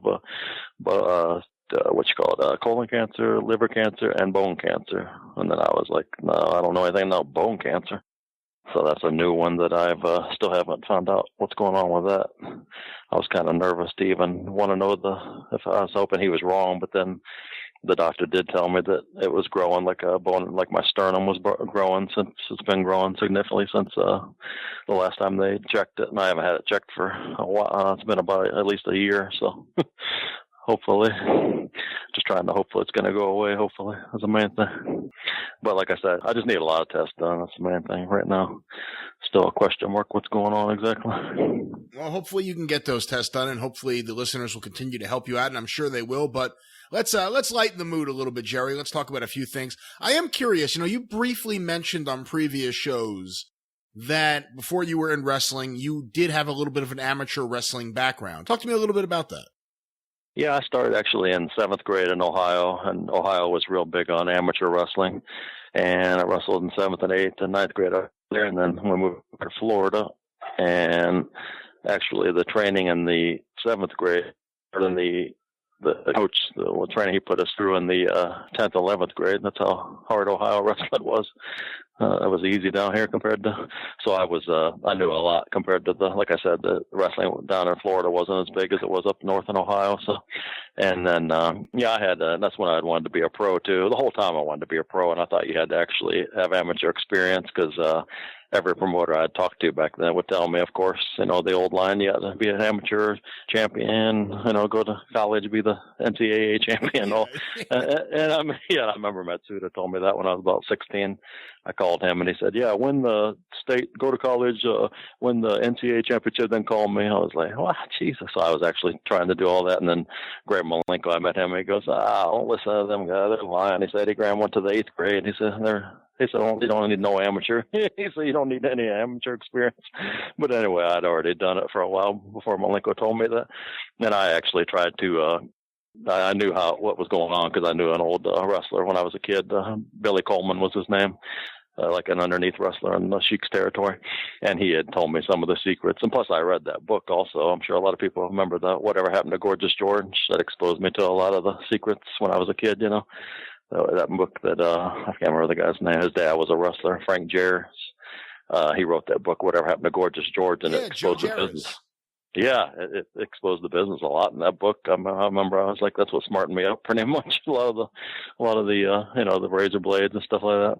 So an amateur wrestler, I decided, well, I'm gonna already start doing some pro stuff here. I had a friend at one of the other schools because I hadn't lost. I think my record was like 10-0 at that time, and I was like, I'm gonna lose tonight, just so I get a good attitude. As far as I know, you gotta lose when you be a pro wrestler. So I made a deal with the guy, like I'm gonna do this, and you don't do small packages either in amateur wrestling. It's kind of impossible to do a small package. So the coach was already getting mad because we were doing kind of, it was obvious. I think I have it on tape somewhere actually, like one of my old movie projector thing. But we were doing like pro style, kind of like it just looked. So we were locking up even like a professional lockup instead of amateur, and the referee was like, you guys aren't on TV. Come on, get the, and he was getting mad. The referee was even in this high school match. And then the coach he knew what I was doing because he knew I loved pro wrestling. So then at the end, I finally did like a small package and kind of rolled the guy on me. And he was so furious, the coach afterwards, he knew I lost on purpose. You did a job in an amateur wrestling match? Yeah, everybody was mad at me, the whole team, and then I used to bleed too a lot. They stopped it for blood one time because it was just because my nose would bleed real easy, but I'd kind of make it bump. Okay. No, I didn't do that, but Moondog Moretti did. I heard that's what I heard. Yeah, I heard he did in an amateur match. Kurt Brown should know that. He knows him real good, but I heard from somebody that Moondog Moretti bladed himself in an amateur match. That was the funniest thing I ever heard. But I would actually bleed for real, like my nose hard way. And then it was bleeding so bad, though, they had to stop the match. It was pretty funny. But that was my story on doing a job in amateur wrestling. You got to spend some time around Steve Williams. I mean, when I think amateur wrestling, he's really the guy for the 1980s. I think. Did you ever talk to him about amateur wrestling? And what was it like being on the road with Dr. Death? Oh yeah, he was. Yeah, I made a lot of trips with him. I would sit right next to him. He had a big custom van, so I'd sit next to him and then roll for him while he loved to, partake in the weed. So I would roll. He said I was the best joint roller he ever met. And then anyway, we'd be doing that, and then pretty much the other guys that rode with us they didn't do anything, but it was like John Nord would ride with us, and who was it? One trip was really funny. Lord Humongous, what was his real name? Jeff Van Camp. Jeff Van Camp. Yeah. He needed to wear that hockey mask because he didn't look like a bad guy at all without that. He looked like a big baby. He was giant, a real big guy, like 6. I don't know how tall he was, 6'6", 6'7", maybe. But he was in. This is a really funny story. He was making a trip. We were doing like a bunch of shows, so we were on the road, in Steve Williams' van. So it was me, Steve Williams, Lord Humongous, and what you call John Nord. I think there was somebody else, maybe Randy Colley, the Moondog. And Humongous had a feud with Jake Roberts going at that time in Mid-South, 1985. And Jake was trying to tape blades on his finger like the old Cheek used to do. And by the way, you guys, if John Nord's in that car, Bill Watts would have lost his mind because John Nord was on Jake Roberts' team against Lord Humongous and Skandar Akbar. Oh, I don't even remember that. Yeah, I guess he was. There was a whole van full of guys. I don't know. All I know is the other part here too. Dr. Death would back when the Gatorade bottles, those big ones, were made out of glass. He was crazy on the road. He'd get mad if anybody would like pull in front of him or get anywhere near him. In his custom van, he would throw that thing. He had perfect aim too. He'd throw it up high in the air and it'd come down crashing right across their windshield. Whoever pissed him off. Oh man, he was nuts. And then one time I seen Dr. Death back down all semis used to truck drivers used to be on the CB radios. He had one too, and then he heard him saying bad stuff about him, like he was driving like crap all over the road. So I seen him back down everybody. He told them all. He stopped right in the middle of the highway. And you know how he talks and everything, Dr. Death, but he was saying, like, pull over now, you motherfuckers, all this shit. And then all of a sudden you just seen semis slowing down to almost nothing. They wouldn't come any farther. He stopped right in the middle of the road, scared them all to death. But this one time was the funniest thing about Lord Humongous, the big tough guy. He's in a match with Jake Roberts. I think it was a cage match. And Jake accidentally had that blade and cut Humongous's hand a little bit. It wasn't really anything bad. And at this time, Dr. Death had all his ribs taped up. He had like broken ribs. I had torn ligaments in my leg. And you just keep wrestling, otherwise you're not going to get paid. So we just keep going on, whatever. Tape your leg up, whatever. Take your ribs up. So Lord Humongous we're just like, whatever. His hand's cut a little bit, big, barely, So we get back in the Dr. Death's van, and he's like, starts crying, like, take me to the emergency room. And we thought he was joking. We're like, for that? You got to be kidding. Oh, God, now he's going to kill him. We're never going to get back to the next town. So we had to stop at like a bunch of different exits for some reason. I don't remember why, because it was too crowded. He wanted to get right in. He was dying, bleeding to death, he said. So we kept pulling over other hospitals, and finally he gets in there. And we all waited in the van. We're like, oh, my God, this is ridiculous. And then so he actually, I'm trying to think, I think it was actually John Nord, because Steve Williams would have told him to go to hell if he would have told him to come in there and hold his hand or whatever. So we're all in the van, me and Williams and all of them partying or whatever. And he asked John Nord to come in there with him. Humongous did. And then John Nord afterwards told us that the doctor was getting ready to put like 2 stitches in his hand and said, "Don't leave the room. Please stay in here with me." Come on. We were just like, you got to be kidding me. I mean, it was like, we couldn't stop laughing about that forever. Oh my God. Yeah, that was pretty. If Watts would have heard that, he would have fired him right then. But yeah, it was embarrassing. What other guys were you around in your career that were delicate, for lack of a better term, who, would just complain and who you couldn't do anything without them getting hurt or saying they were hurt or being sensitive or complaining about you being stiff? Give me some examples.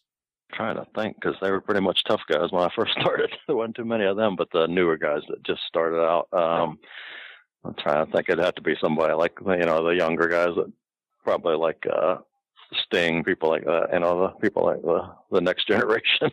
Lex Luger, definitely. Yeah, Lex Luger, he didn't like you to chop him because his chest, he's going to mess his muscles up, So I used to love to chop the hell out of him. And then, he hated that because his muscles are going to get, messed up, his pectoral. I was like, oh my God, are you kidding me? And then Luger was one of them. I'm trying to think. There wasn't a whole lot of crybabies back then. They came later. Well, Humongous. He was a newer guy, too. Were you ever around that guy in Florida who ended up suing the office, Big Daddy? Oh, God, yeah, I wrestled him. Jesus, he was For everyone who's horrible. listening, by the way, the Florida Big Daddy is not the same as the United Kingdom's Big Daddy, a completely different wrestler altogether. But he was kind of a really awful wrestler with a really silly gimmick in Florida in the early 80s, right? Is that how you would sum him up? Yeah, it was about 80, 82, I think it was, or 83. And his manager, the guy, I guess, that discovered him was Bob Harmon. He used to be Beautiful Bobby in WWF. Yeah. Yeah, he was with him. He's the one that I think he discovered him and thought he was probably going to make some big money off him and make him the next Haystacks Calhoun. But this guy was not too bright, and it was horrible. And he, I didn't know about exactly what happened in the lawsuit, but I know Dusty had to go to court against him for something. I didn't know what they did exactly, but I know they should have sued him for trying to be a pro wrestler. Impersonating a pro wrestler. But yeah, he was pretty bad. I wrestled him a few times. Oh boy. Yeah, but Dr. Death, though, man, I had a lot of stories with him and then that was almost the same trip, I think. One time we went out to a bar in Oklahoma where he was like a god, Steve Williams. We went out to a bar one night. It was me, same guys, I think, Steve Williams, John Nord, probably Humongous.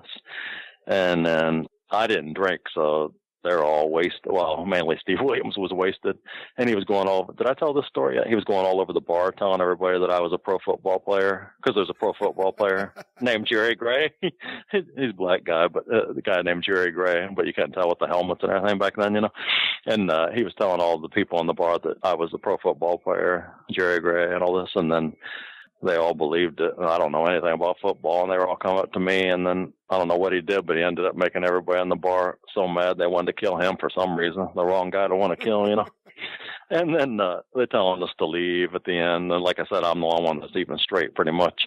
And they're telling us we got to leave. And Steve says, we're not going anywhere.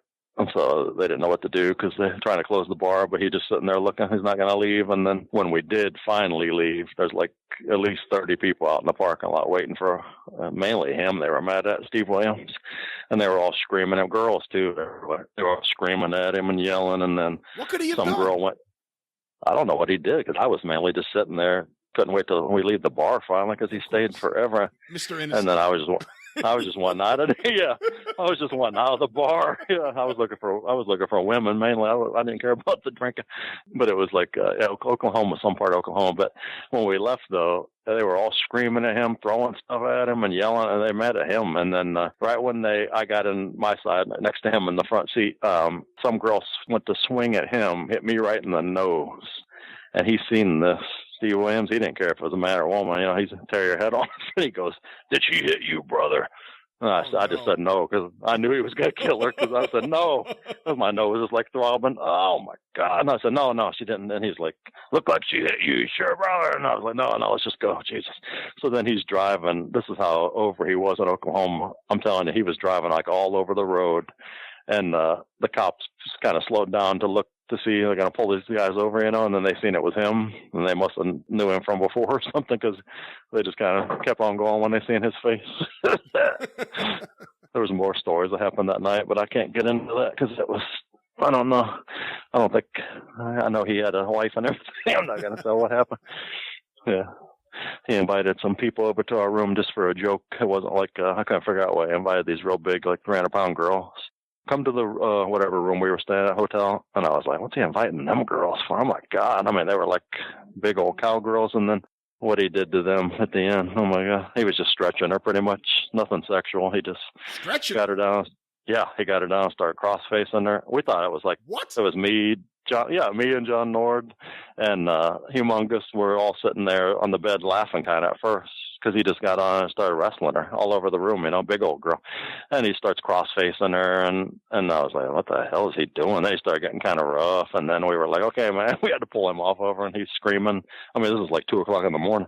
She's screaming, and he's yelling at her, I'm the devil. Ah! She's trying to crawl out of the room. It was embarrassing, because then everybody in the whole hotel heard all this noise, And then it was pretty funny night.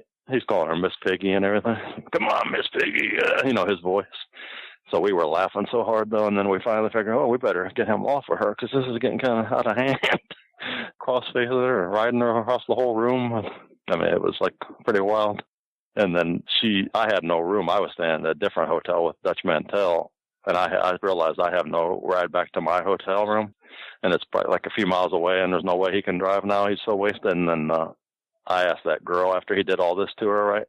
She's like all red, and her clothes are all ripped off over her, big, like 300 pounds. How did they start wrestling each other? I don't know. Right when we got in the room, we couldn't figure out why he invited her, first of all, to come back to our room. His room, and we were just like, what is going on, man? I think he needs, either he's too drunk or something weird going on, but it was just a rib, I guess, to rib her. And then it was just like, she looked like Terry Gordy if he weighed 400 pounds. And then, anyway, so I decided, wait a minute, maybe this girl will give me a ride back to my room because I have no way to get back, and I'm not staying here with Dr. Death all night, the way he's acting. And I actually had to get her to give me a ride. And so everybody in the hotel, we had to go through an elevator and all this, thought that I was the one doing all this to her because they heard all the screaming and all this. And then everybody's looking at me like what an asshole this guy did that to the girl. Her clothes are kind of ripping and everything. It was the funniest thing ever. He had to be there. But when I got off that elevator, I was standing there with her, and they all heard all the screaming and stuff, and they thought that I'm beating up the big girl, It was really Steve Williams, not me. I mean, were they play wrestling, or was he legitimately? No. He was shooting. No, he was shooting. I mean, that's why we had to kind of pull him off. Or finally, we were laughing so hard at first we couldn't even stand up. We were all falling on the bed laughing, me and Humongous and John Nord, because I never seen nothing like it. I mean, he was actually wrestling her, and he was riding her. She was trying to get away, and all the way out she crawled out into the, the door was opened onto the balcony of the hotel. That's why I said everybody heard all the screaming and noise, and they thought I did it at the end, because that's all they seen was me and her leaving. She goes, I'm going to get him for rape. And I was like, all right, but I don't think that was rape. It was more like a stretching you, but not rape. But that's the craziest thing I ever seen him do. He didn't even remember that either. When I seen him like a year later in Japan, I said, remember Miss Piggy? He goes, there was a lot of Miss Piggies, brother. I was like, you gotta be kidding. Was she a regular fan? Had you seen her before? No. Did you see her again? Never seen her. No, it was just that bar we were in. They weren't even a wrestling fan. It was just, I don't know where.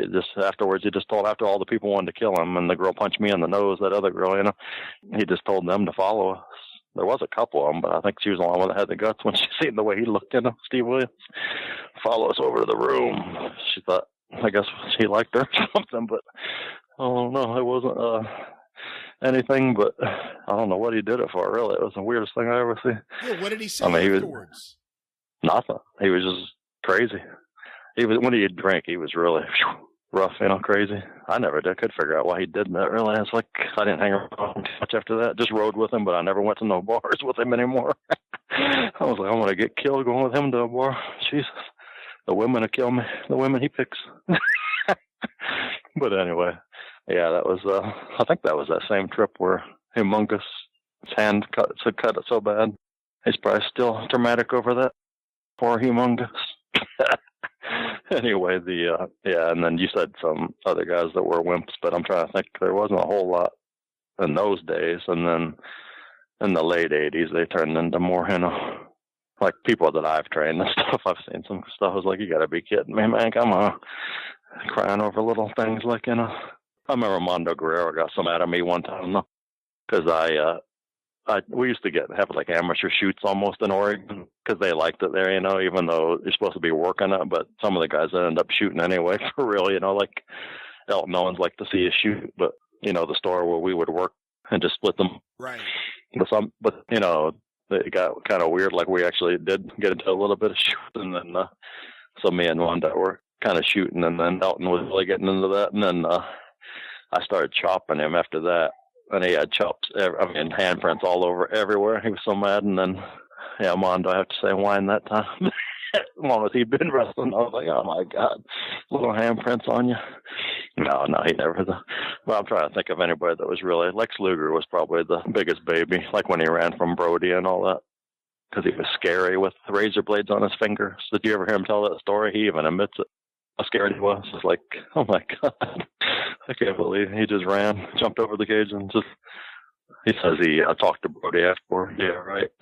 I didn't see him anywhere. I think he left the arena. Yeah, Bruiser Brody. He was funny. He was a nice guy to me, though. Like I said, everybody always says bad stuff about people, but it's like you never know how they really are until your own opinion, you know. Because when I first met, did I ever tell that how I first met Bruiser Brody and what was it, Hawaii? Bill Alfonso. The referee had told me to go by King Curtis. He rented on the beach there in Honolulu, and he told me, go by King Curtis. Go by King Curtis there. He told me where it was, and he said, for some weed, he's got the, like, I didn't even know Curtis, barely. I mean, once started walking over to the part where he's renting, I think it was the big umbrellas and stuff like that, but I walk over there, and there's Brody standing there. I never even met him, so I walked up to Curtis and said, yeah, there was another guy standing with him too. And I was like, whatever.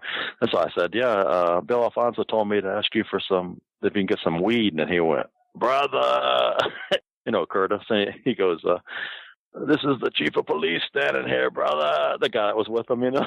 And I was like, oh, Jesus. And Brody just walked off laughing. And then he just started saying, like, no, you can't get it over here anymore. He's looking at me like, kayfabe, brother. And then Brody was just dying laughing.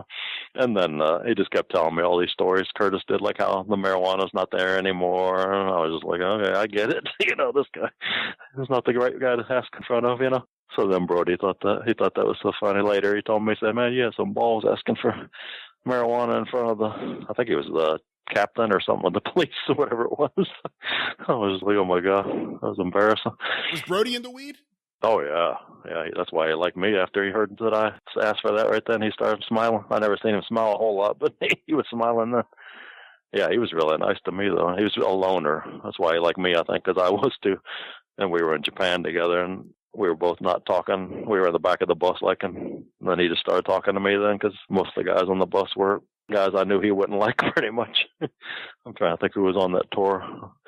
Not his type, though, but he, and then all of a sudden he wanted me to, that was when he was a booker in World Class, you know. What year was that? I guess 80, right at the end almost, wasn't it, when he got murdered.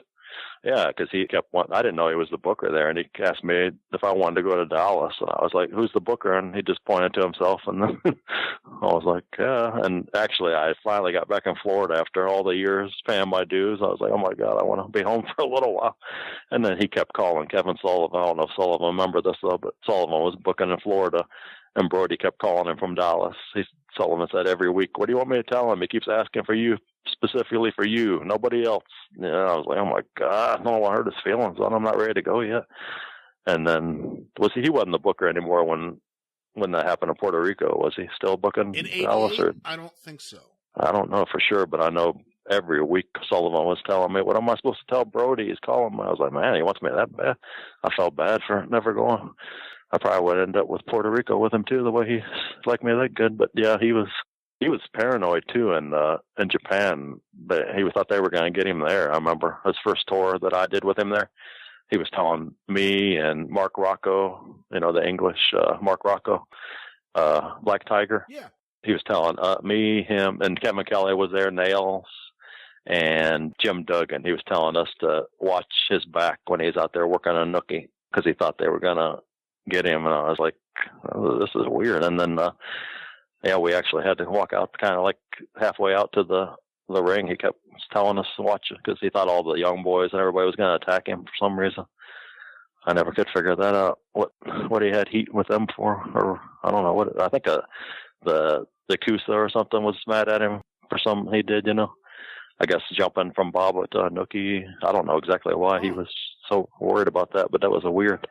He said watch his back. He was really freaking out about it. And then he's the one that told me too. There's a pegging order over here for one of my first matches in Japan. I didn't even. Nobody else is going to tell you that, But he was a nice guy to tell you. Everybody else is fighting for their job over there. They don't want to make anybody else better, Especially the Americans. They don't want you to get above them. He's like, it's a pegging order. You got to fight for these guys. Fight them. Then they're going to test you. Beat their asses. I was like, okay, whatever you say. Scary looking dude. Yeah, but he was always nice to me. I don't know. So yeah. Toughest guy was Lord Humongous, I have to say. No.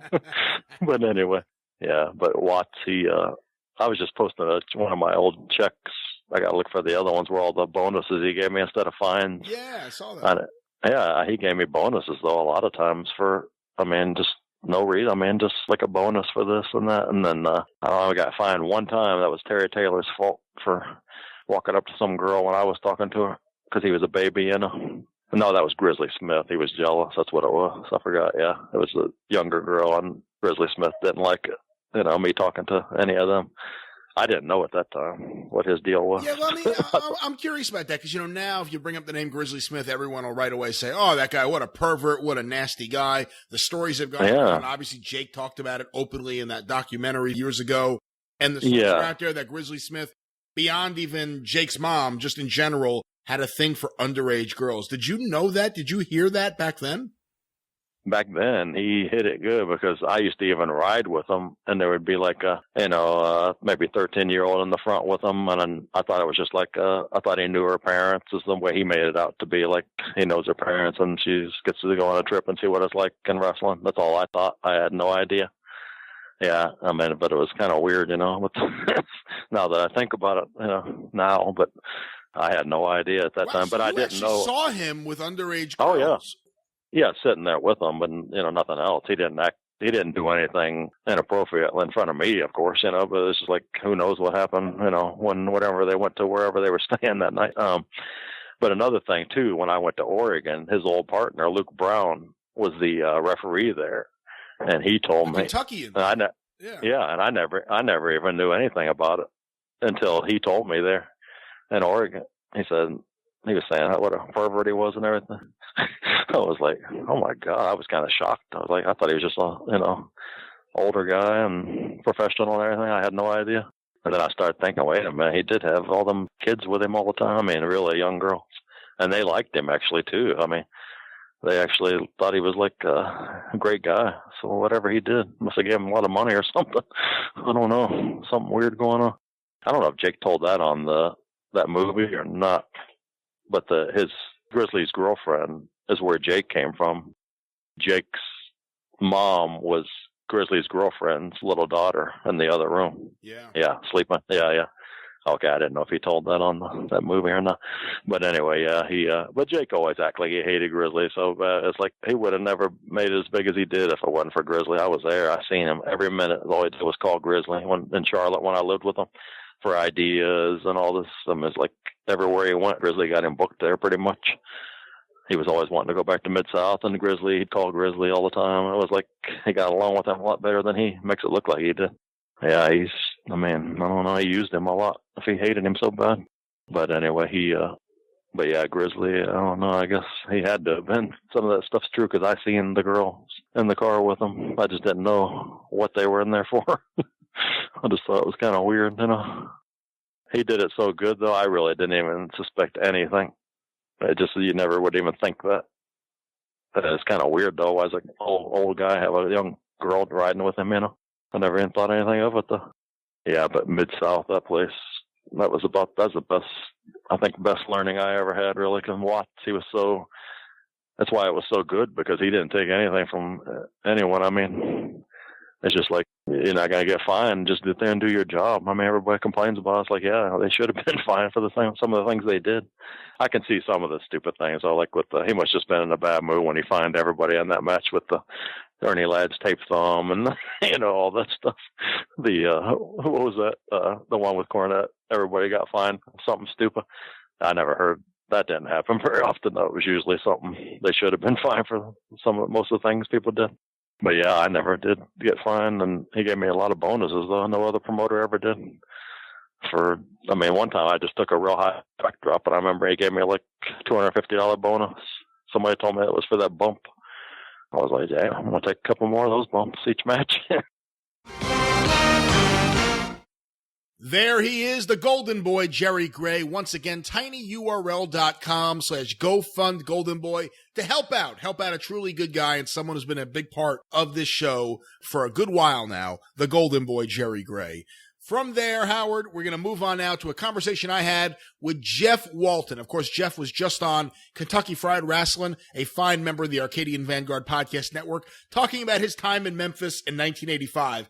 We're going to talk with Jeff about the WWA. We're going to talk about the 1960s in Los Angeles. Some of the people who held the world title who may not get the respect for being WWA World Champion. Pedro Morales, Mark Lewin. You rarely hear them mentioned as being WWA World Title holders, but they were. In fact, they had pretty lengthy runs when you really look at it. And we're going to look at it in depth. Let's now go to this conversation with Jeff Walton. I am very happy to welcome back to the Super Podcast a friend of the show, Jeff Walton. Jeff, welcome back to the program. Hey, Brian. Hey, listeners. Great to be back. You know, I'm just sitting here by the phone. I think the last time we spoke, it was like 2 years ago, and I haven't left the phone since. It wasn't You should see how thin I am already. Oh, come on. It wasn't that long. It wasn't that long. But every time you've been on the show, it's gotten a great reaction, and it's been segments that I've loved doing because I end up learning so much about Los Angeles wrestling history when I talk to you. And, you know, we talked a little bit off air. I think it's rather sad that in many ways, the WWA is the forgotten organization. People will talk about wrestling from Hollywood, wrestling from the Olympic Auditorium, Michael Bell. They would talk about that, but you don't necessarily hear people talk about the fact that the WWA really was a major world championship in the early and mid 60s, up until the office took the NWA affiliation at the end of the decade.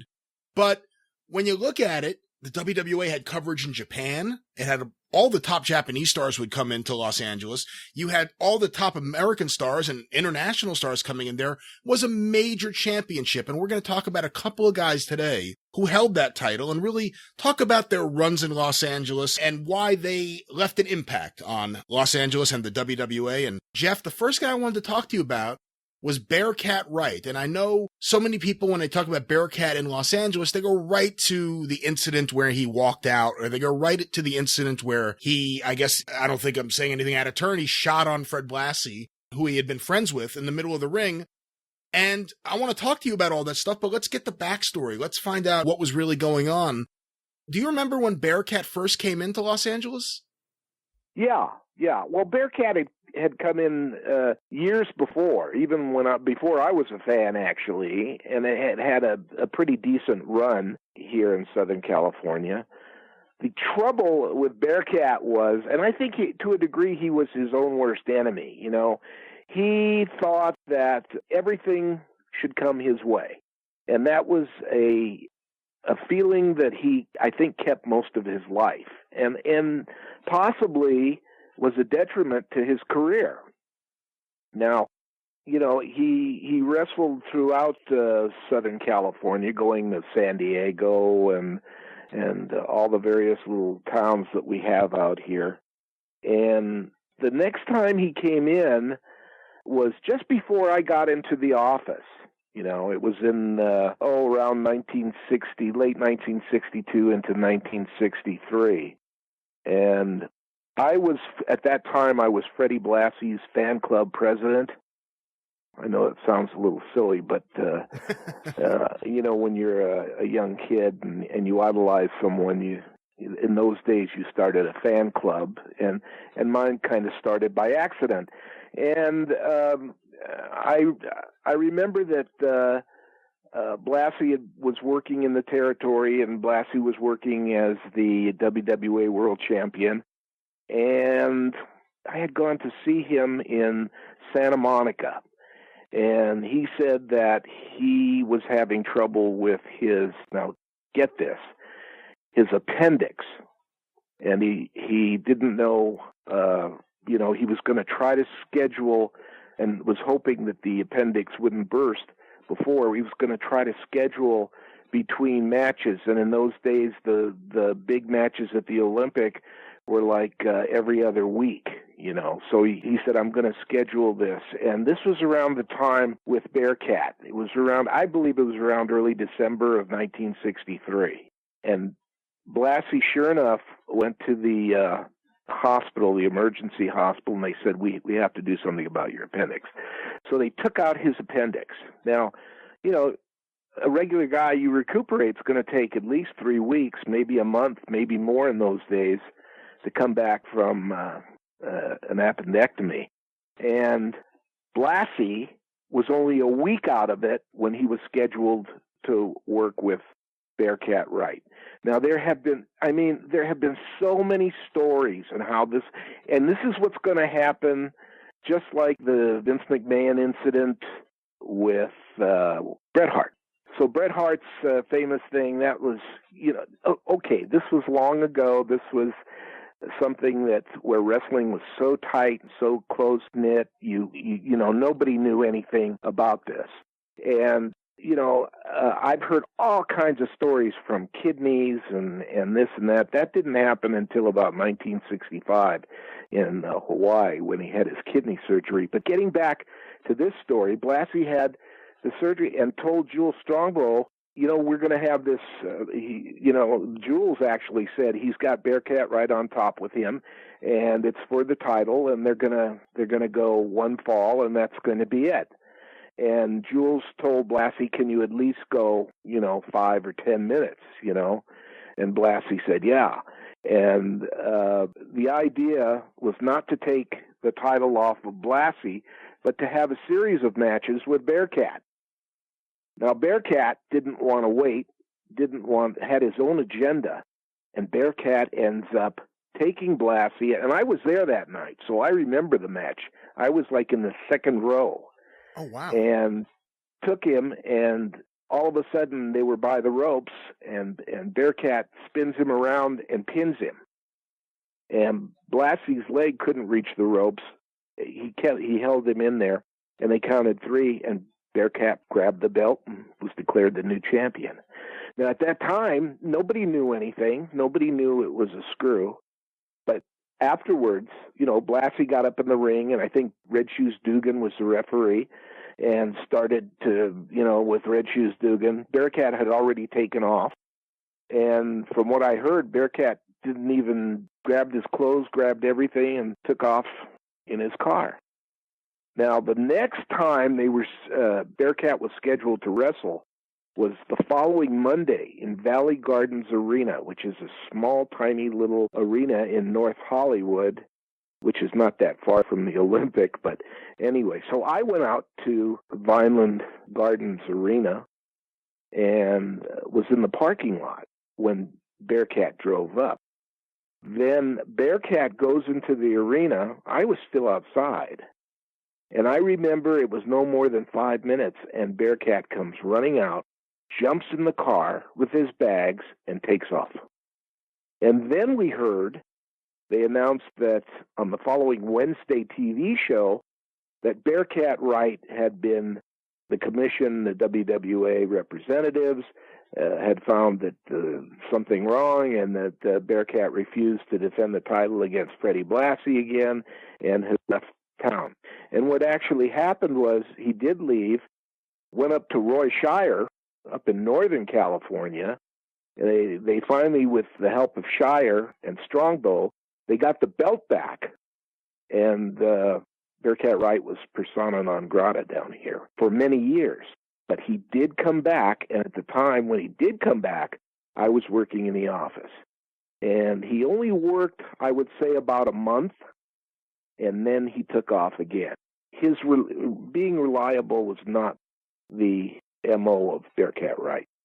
But he still got opportunities, and I guess that speaks to how he was able to connect with the crowd and how over he was. So on that topic, just how over was he in Los Angeles? Well, I've heard people saying he was over tremendously and the big and stuff. But, Bearcat Wright was entirely different than Bobo Brazil. Bobo Brazil was over here. Bearcat Wright was over here. In other words, he drew okay in some spots. Other spots he didn't draw. Selling out the Olympic, I don't remember a sellout at the Olympic with Bearcat Wright. I remember good crowds, but no sellouts or turnaways, you know. He was a good talker. He wasn't a great talker. He was able to wrestle. I think he was in tip-top condition all the time and in great shape. Plus, he was tall and very lanky and, you know, would get in the ring and shake his hips and do his thing. And he knew a wrist lock from a wristwatch and got over. But, you know, at the time, we also had some big stars here that were working that also drew crowds. So it wasn't just Bearcat. It wasn't just the one guy, you know, like down the road with wrestling, even wrestling today where you have Brock Lesnar is your man, you know, that's the key guy. Well, Bearcat wasn't that. He was an ensemble type of a guy. And when it came to the Blassie incident, you know, again, as I mentioned to you, I always heard that they had gotten along. Is that what you know? Yes, I do know that. There was no animosity between them. It was just a thing with Bearcat. He figured he was going to stay here forever and ever, and he figured if he's here, he's going to be the champion. And while Jules probably promised him, a championship match with a hold on the championship, he wanted it a lot sooner than later. And that's why that double cross, I believe, was worse than Bret Hart and Shawn Michaels. A lot worse. Because here's a guy who just had his appendix taken out, had the stitches in, and you could even see where it was taped and everything. And this guy decides, well, the guy's weak. I could do anything to him. I'm a lot stronger. And that was pretty much the case. And he did it. What was the relationship at that point in time in 1963 into 1964 between the two offices, between the Hollywood office and Roy Shire in San Francisco? Well, it wasn't a good relationship because Shire, you know, had in 1961 had tried to come in on the Los Angeles office.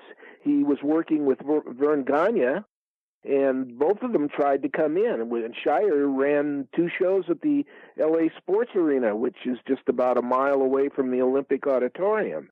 So the working relationship at that time wasn't that good.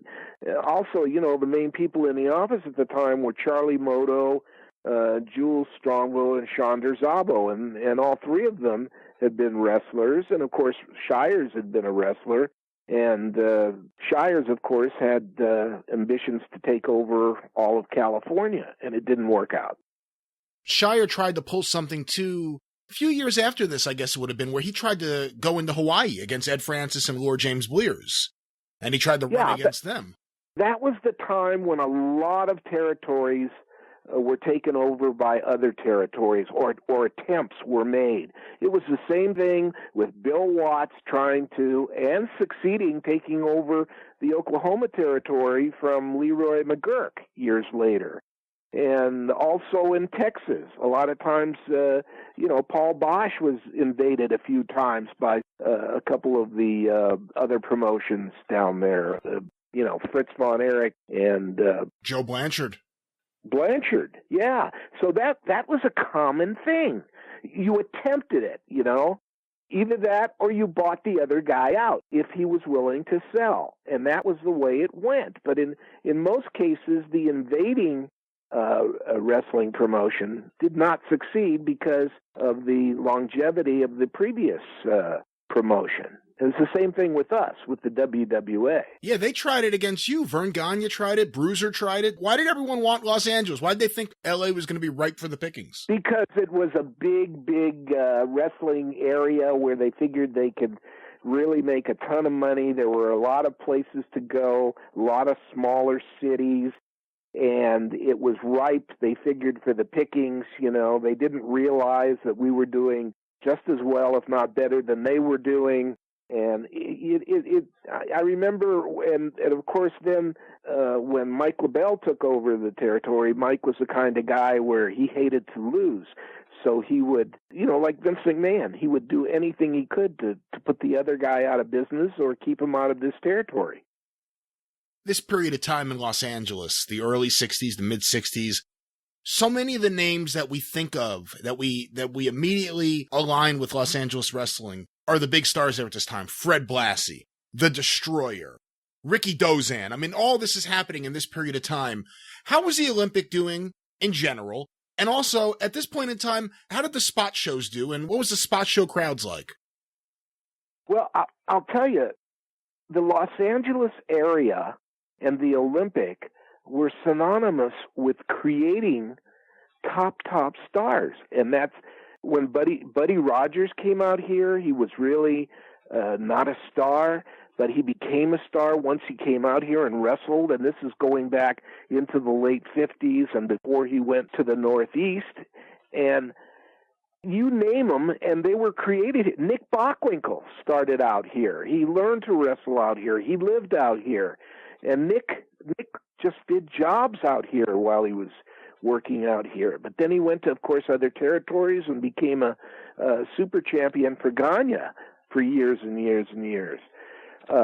This was really the mecca of wrestlingdom because a lot of these wrestlers wanted to get into the acting business, so they would come out here and they figured they had a chance to show off what they could do, show off their crazy gimmicks and everything, and someone would see them and be attracted to them. And that happened with Mike Mazurki. It happened with Moto. It happened with a lot of the wrestling stars, and that's what really put them on the map. The Olympic was going like every other week. Wednesday night was television at the Olympic with Dick Lane, so you had a phenomenal announcer in Dick Lane calling wrestling. He also did the Jalopy Derby. He also did roller games or roller derby. So Dick was a face on television 3-4 times a week, and the Olympic did very well. Wednesday nights were always good nights because what they did was they had off-TV match, which drew people in. You couldn't see this one match on TV, and usually that happened around 7 o'clock. So they would bring in a match like the Zebra Kid against Tricky Ricky Star. It was not televised. And then at 8 o'clock live, they would televise. And, of course, by then the match would be over, and they'd show the regular TV jobber matches that they would do or put over the top guys, for the every other Friday shows. So in that respect, the Olympic did fine. That system worked beautifully for years. And also on Wednesday night, they plugged the various towns that were nearby. They would plug San Diego, that was promoted by Hardy Cruise Camp. That did really well. And Hardy was a seriously good promoter in the fact that he brought wrestlers in from other areas. Like the wrestlers that were in this area, the Destroyer, would go down to San Diego, but instead of wrestling one of the guys that was here locally, he would bring in like Ray Stevens from Shire because they got along well. So Ray Stevens would come down and wrestle the Destroyer, which is like a dream match, and one I went to, of course. And so you go down there, and that place was packed.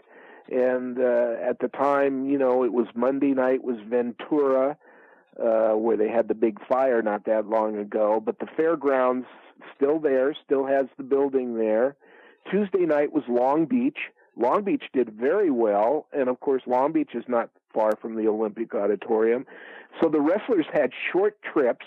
They would go to these clubs, work, and be home within an hour or so, except for San Diego, which is about a 2-hour drive.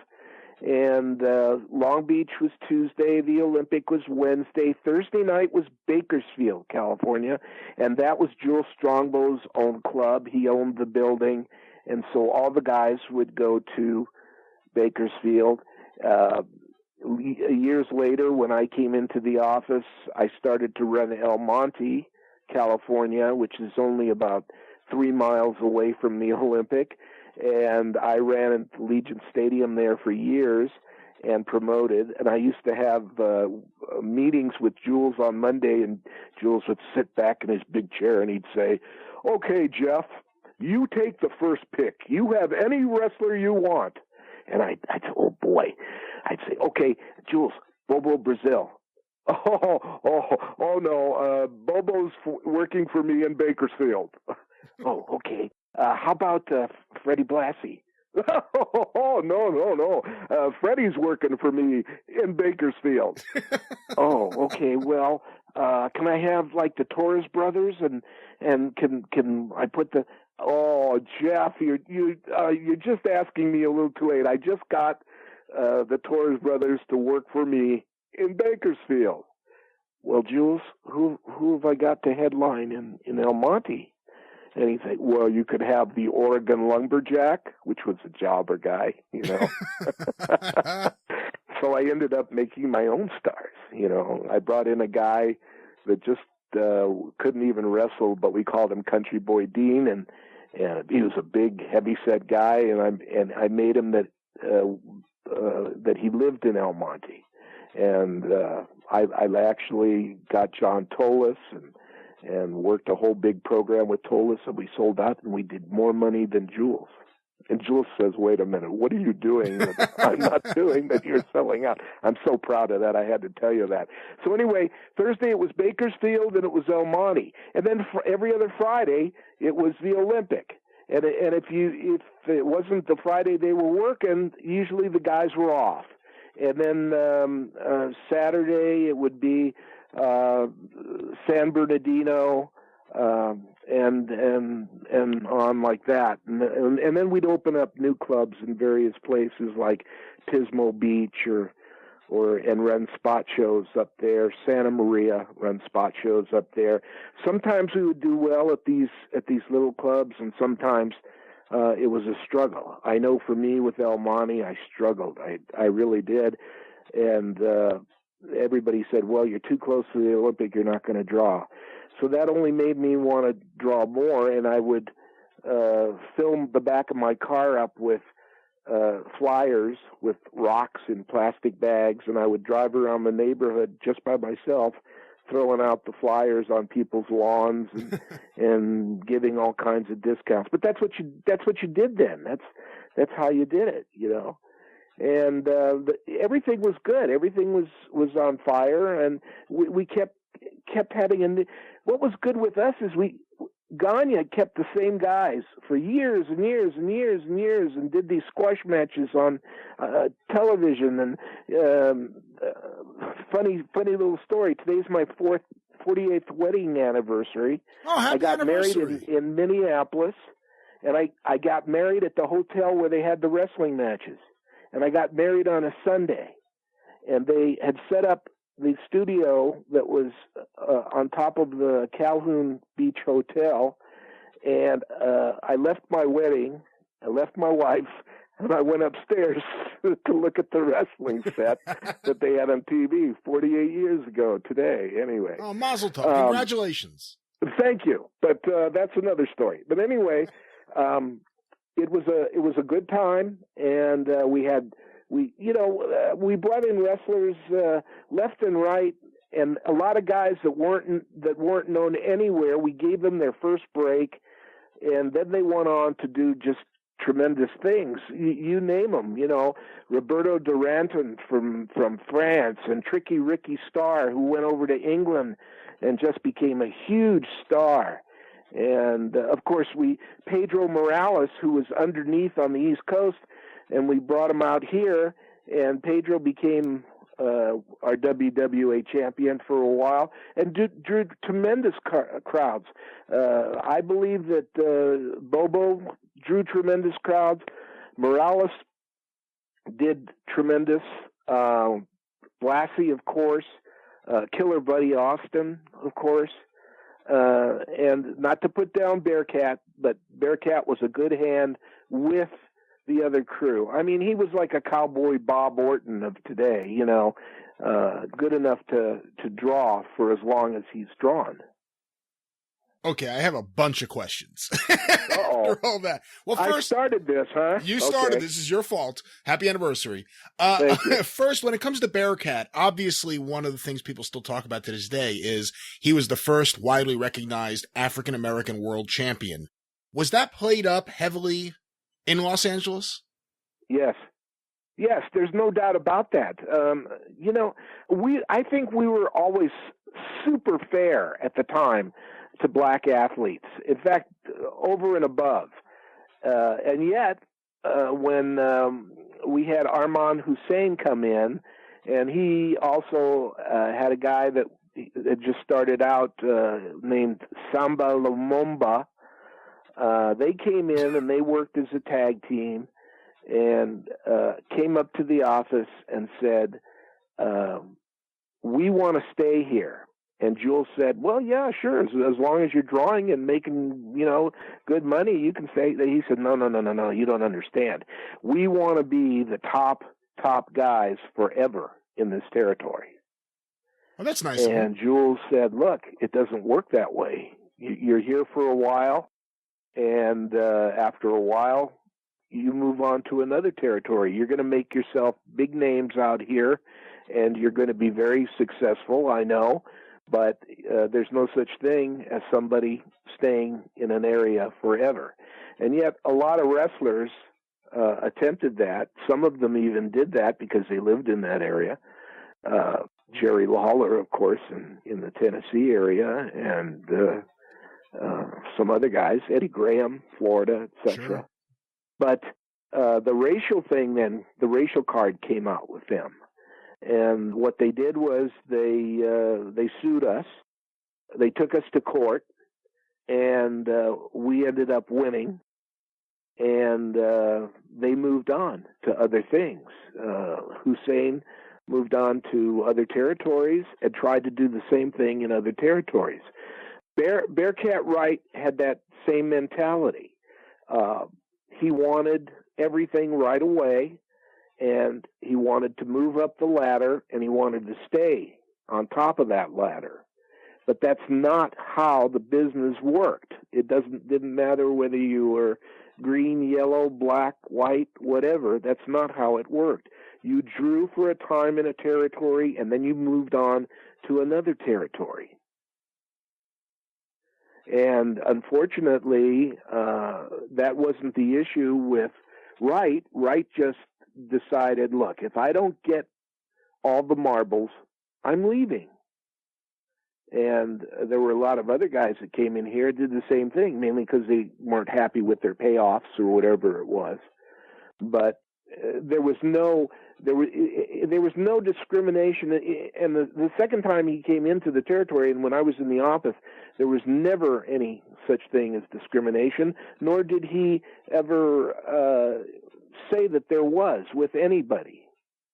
It was a different story with the Mighty Zulu, who came in, and he was a young wrestler at the time, and but he thought again that he was, he could walk on water, and the issue was that he wasn't really drawing, and so that they told him that they gave him his notice, and he moved on. And of course, who was Zulu's manager in the South? Bearcat Wright. There you go. So it's like a birds of a feather type of thing. I couldn't understand it either because at the time that I was working in the office, I think everybody was treated equally as well. I was in the dressing room. There was never any grumblings in the dressing room. There was never any, but if something didn't go right with Bearcat, then he would, like I said, take all his marbles and go home, as he did with the Blassie thing. And the Blassie thing, to me, was much worse than Bret Hart and Shawn Michaels. You talked about Jules Strongbow. For so many years, when people think of wrestling from the Olympic, they would probably think of Eileen Eaton, Jules Strongbow, and Mr. Moto. I mean, that was really the main people there.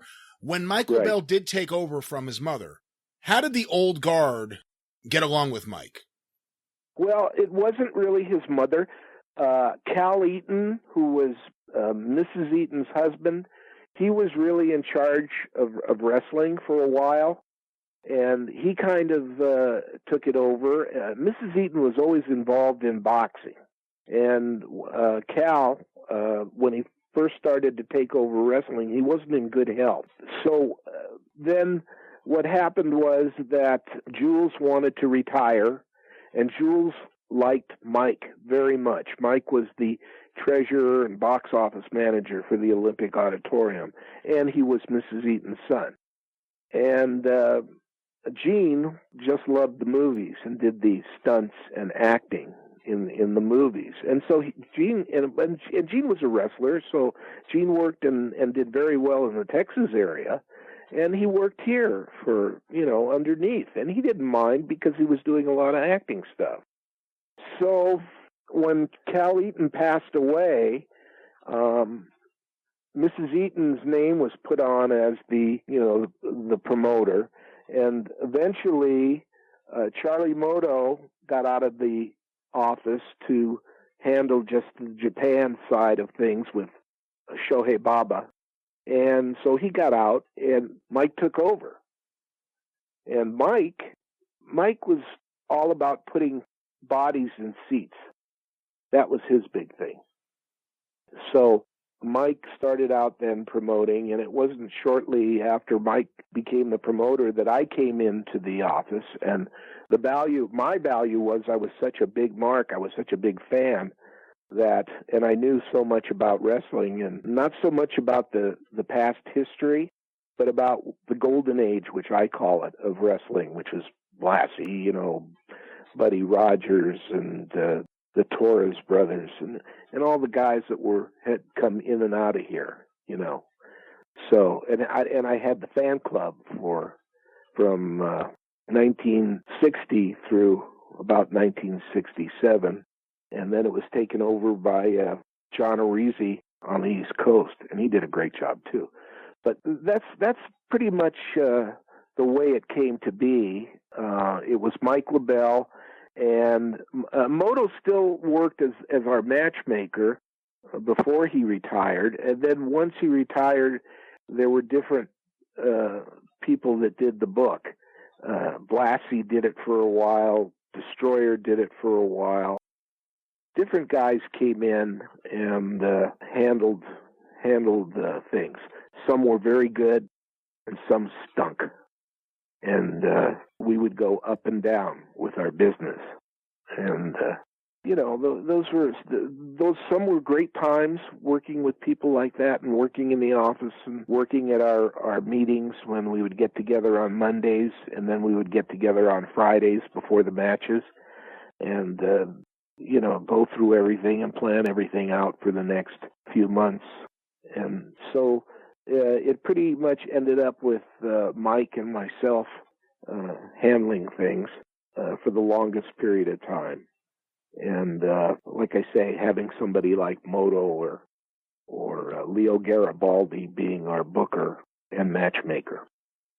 You brought up the Torres brothers. We also mentioned Pedro, who had a couple runs as the WWA champion. I want to briefly ask you about them because they came up on our Wrestling Observer Newsletter Hall of Fame special. The Torres brothers, or at least Alberto Torres, was on the ballot, and Pedro was on the ballot. And a lot of people look at Pedro, and their argument is he was only a draw in the WWF with that title in front of the Puerto Rican fans in New York. That's it. Other than that, Pedro never did anything. And I want you to talk a little bit about the fact that, like you said, he was a draw in Los Angeles. I mean, he had to be. He was the champion for the most part for about a year. I mean, you don't get in that position unless you're actually drawing money. I want you to talk about that. And also the Torres brothers. I feel like not enough people know about them. Tell us about them. Well, Enrique and Alberto were a top draw here. Tag team-wise, they had some terrific matches against Moto and Blassie when they were both heels. And they were idolized by the Mexican, Hispanic community, rather. And that was our thing. Just like on the East Coast, you had the Puerto Rican community, you had the Italian community. Yeah. You made Bruno Sammartino your champion, so the Italians would come out, and I'm not just focusing on that, but there was that appeal because one of their own was a champion or became a champion, or they had to support him. There was no ifs, ands, or buts. And the same thing out here. Blassie sees Pedro Morales, sees how he works for Vince Sr., and tells Pedro, look, you're wasting your time on the undercards when you could go to Los Angeles and work in main events for, Jules Strongbow and Charlie Moto. And Morales, of course, decides that's just what he's going to do and comes out here, starts out, mid-card level, the whole thing. They build him up as being a fantastic Mexican star. Of course, he was Puerto Rican, but he spoke Spanish. I didn't find out later there are different dialects of Spanish. Puerto Ricans have their dialect, the Mexicans in certain areas have their dialect, et cetera, and some people spotted it and knew it. But it didn't matter because he was a Latin, and a Latin from Manhattan, as they say.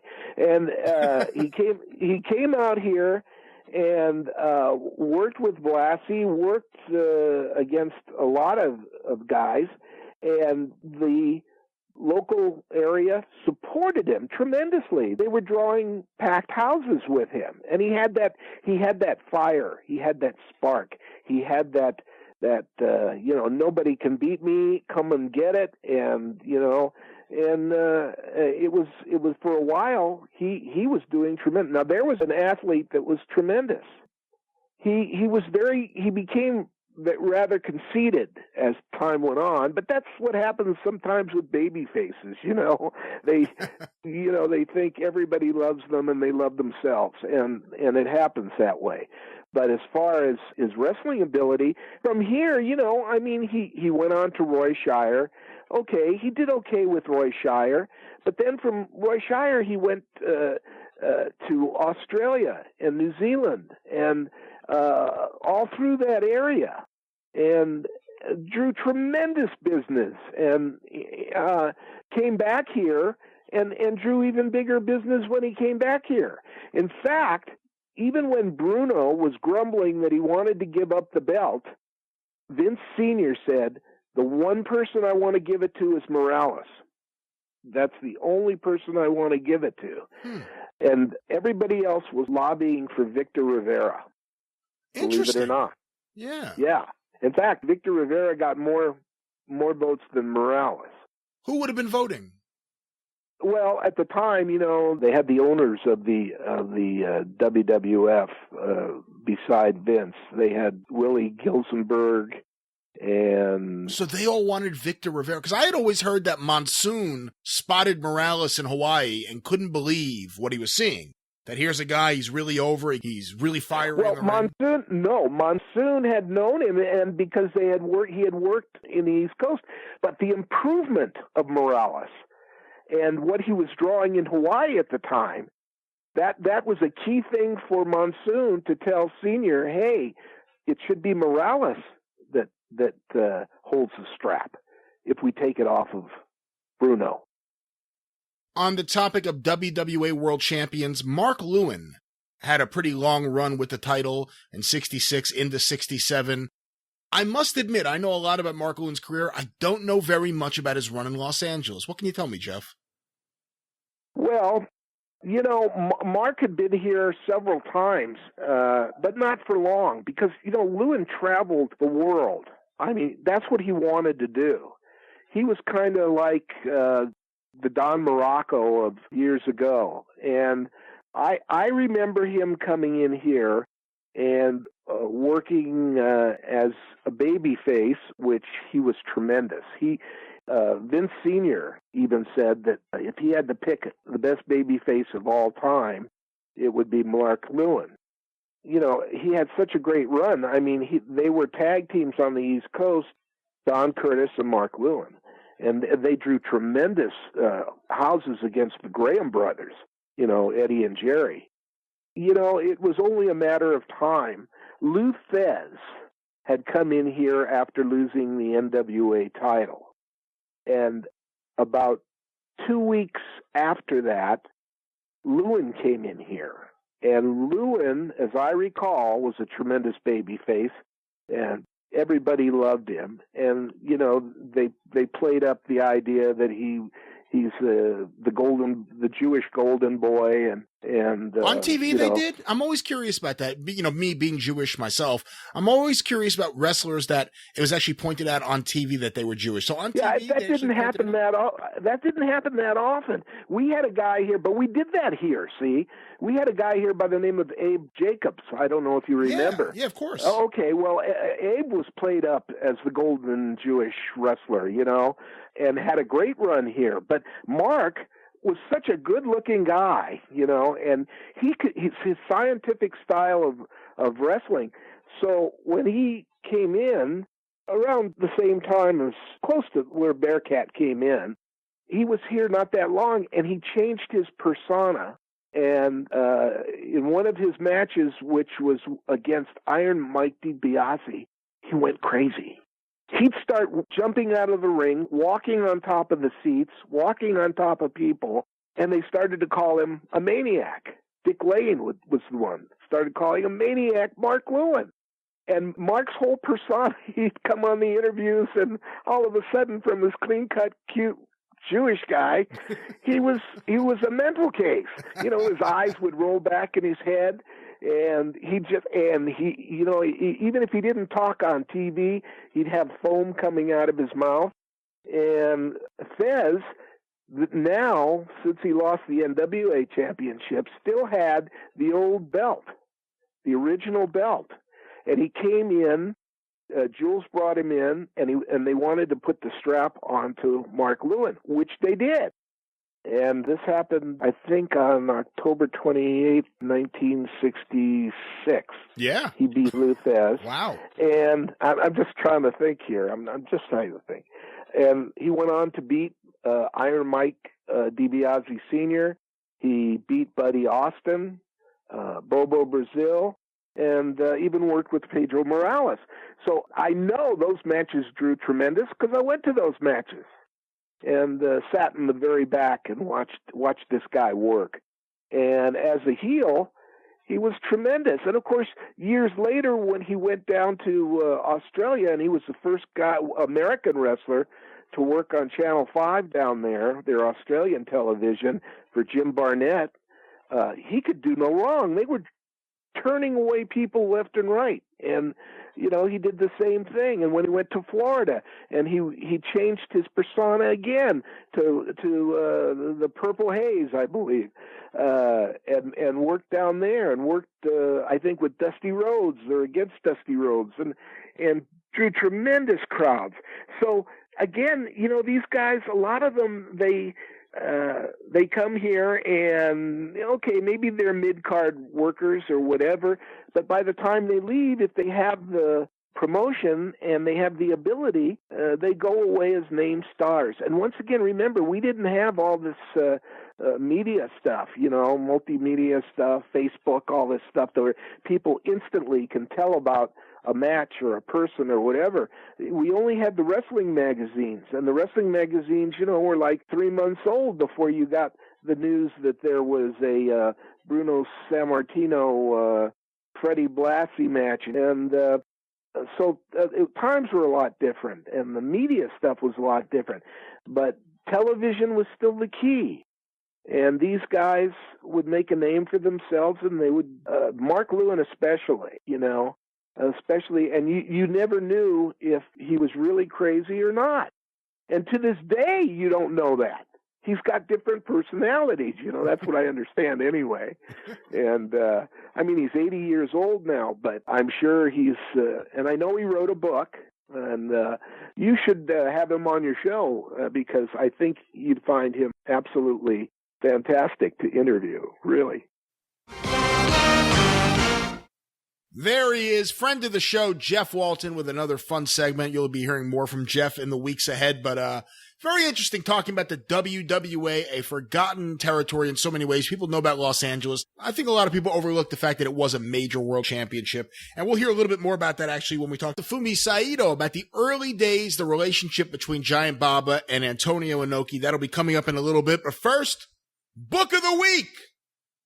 And this week's Book of the Week is Masked Decisions, The Triangular Life of Dick the Destroyer, Dr. X Buyer, From American Athlete to International Icon by Vincent Evans with Dick Buyer. Of course, Dick Buyer is the sensational, intelligent destroyer and Dr. X. This book is his life story, not just wrestling, beyond wrestling. Obviously, he was involved in athletics well before wrestling. That's how he first got known. And his wrestling career, his time as Dr. X, his time as a destroyer, working for the WWA in Los Angeles, going to Japan and becoming an icon there, moving to Japan, becoming a star there.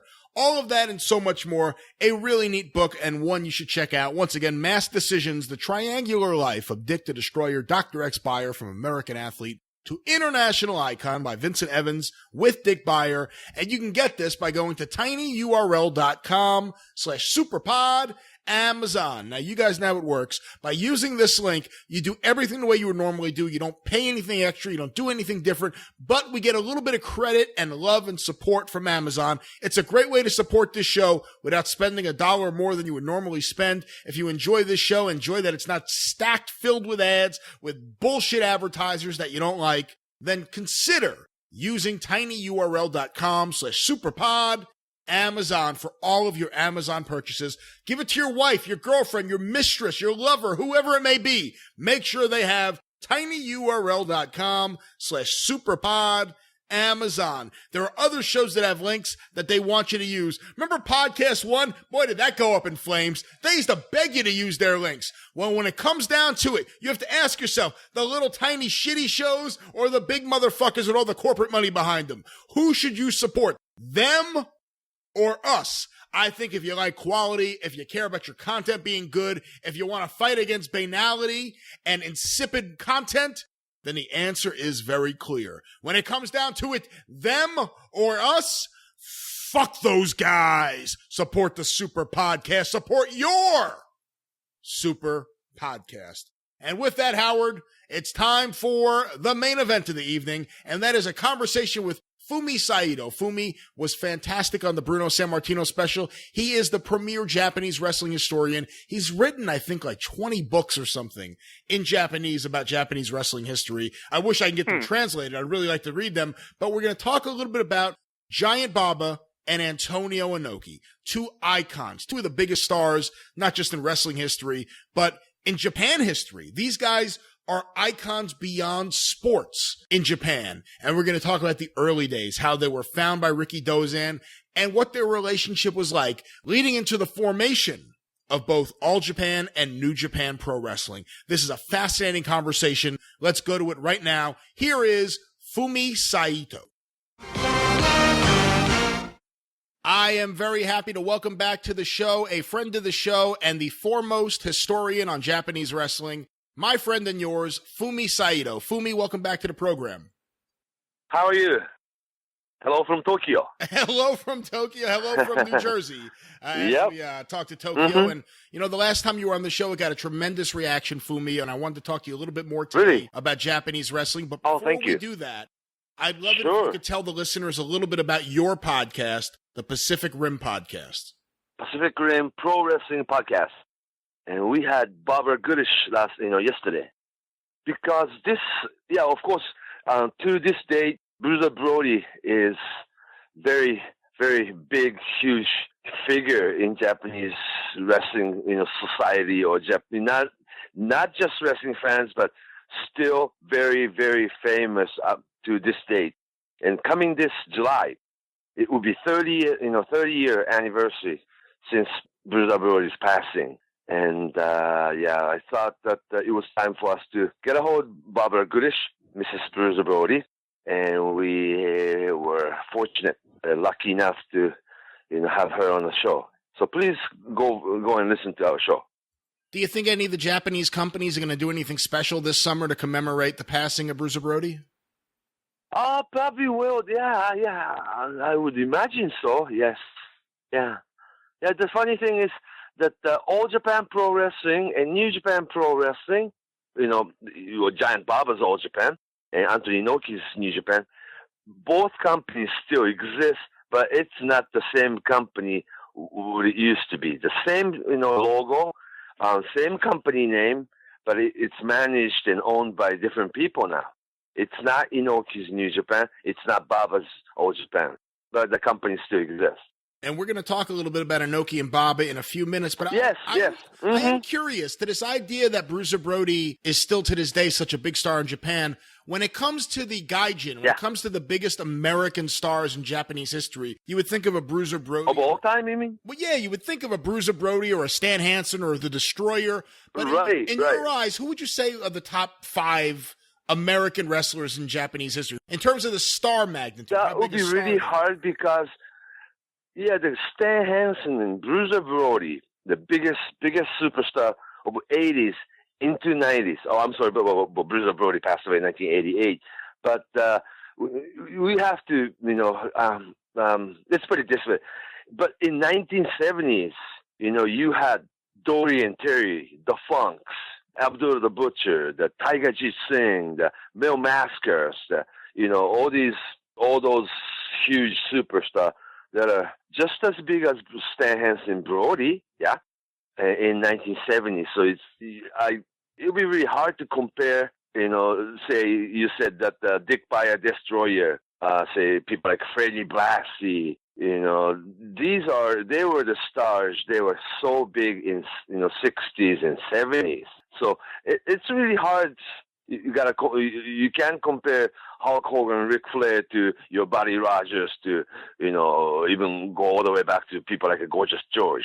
It's just not fair because time was different. You know what I mean? Sure. That makes perfect sense. In 90s, in of course, Stan Hansen, Bruiser Brody, huge, just larger-than-life superstars. But there were some people after them, too. I'd say people like Bam Bam Bigelow, Terry Gordy, Steve Williams, Vader, or even Scott Norton. There were American stars in Japan, in different time, And yes, of course, Stan Hansen and Bruiser Brody sticks out. Was anyone a bigger crossover star than the Destroyer? Destroyer, but he's a different path too, because Destroyer was a huge star in the 60s when wrestling was relatively new, and he was the biggest rival of father of Japanese wrestling, Rikidozan. And also, Dick Bayer Destroyer was the very last opponent of Rikidozan in 1963 before Rikidozan died.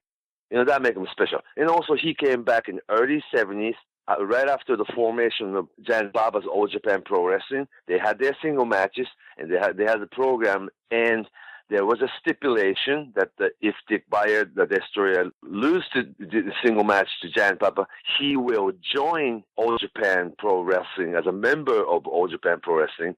And Dick Bayer was the very first American wrestler who signed full-time contract with a Japanese company. And he moved his whole family from America, and they actually lived in Tokyo for 7 straight years after that. And all 3 kids, Dick Bayer's kids, went to junior high school, and graduated from high school in Japanese school, and they speak fluent Japanese. And they come back and forth and do business with Japanese company to this day. Different, so he had his place in society that he was so huge. And also Dick Bayer was the first one who appeared on those, late night comedy shows. And so different, a little bit different. Abdul the Butcher the same way, that he was huge heel, but at the same time, people use him for TV commercial, soda pop, just different time. Yeah. We're talking a different time.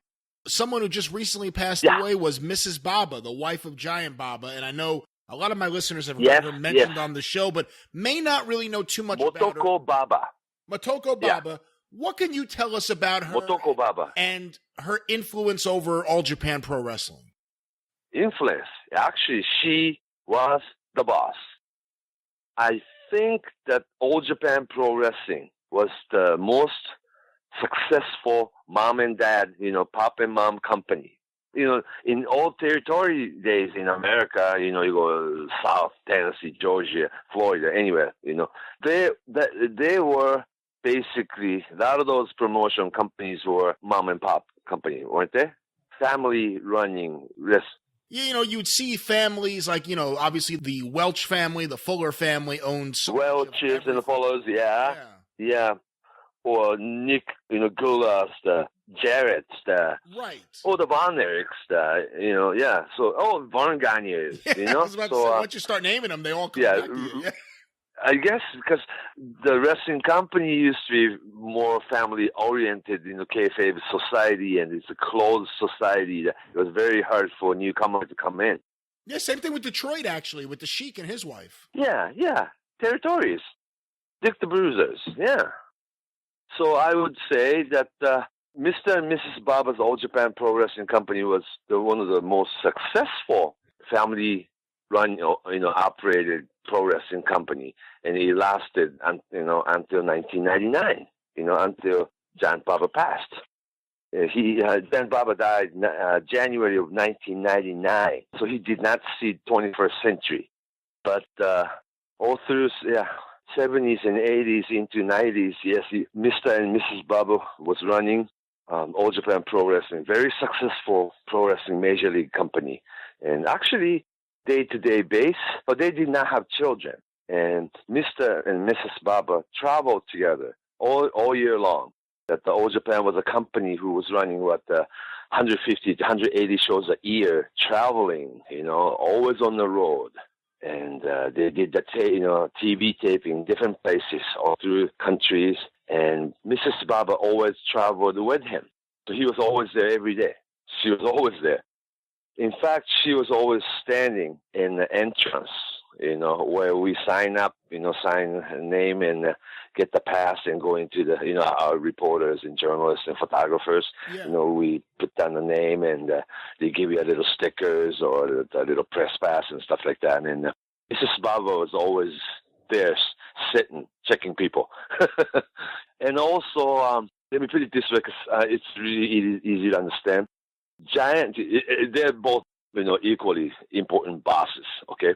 But for boys, Giant Baba was a big baby face, and Mrs. Baba purposely took heel roles a lot of times. Good cop, bad cop. Little bit. And some misunderstanding could occur because, all right, let's say some American wrestlers, had dispute and that they either got fired or left this territory, right? A lot of the times they were saying, I was good with Giant Baba, but I couldn't get along with Mrs. Baba. They left it, that way. But wasn't even true. It was always Giant Baba's decision to let certain guy go, right? Get fired. But it was always Mrs. Baba who went over there and told them. She didn't mind being Does that make sense? She didn't mind being the heel. Oh, no.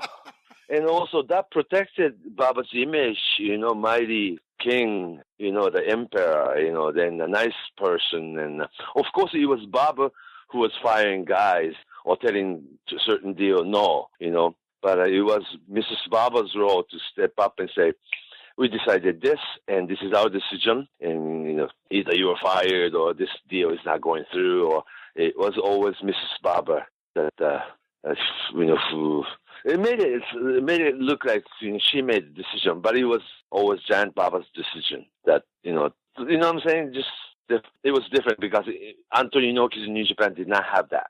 Right.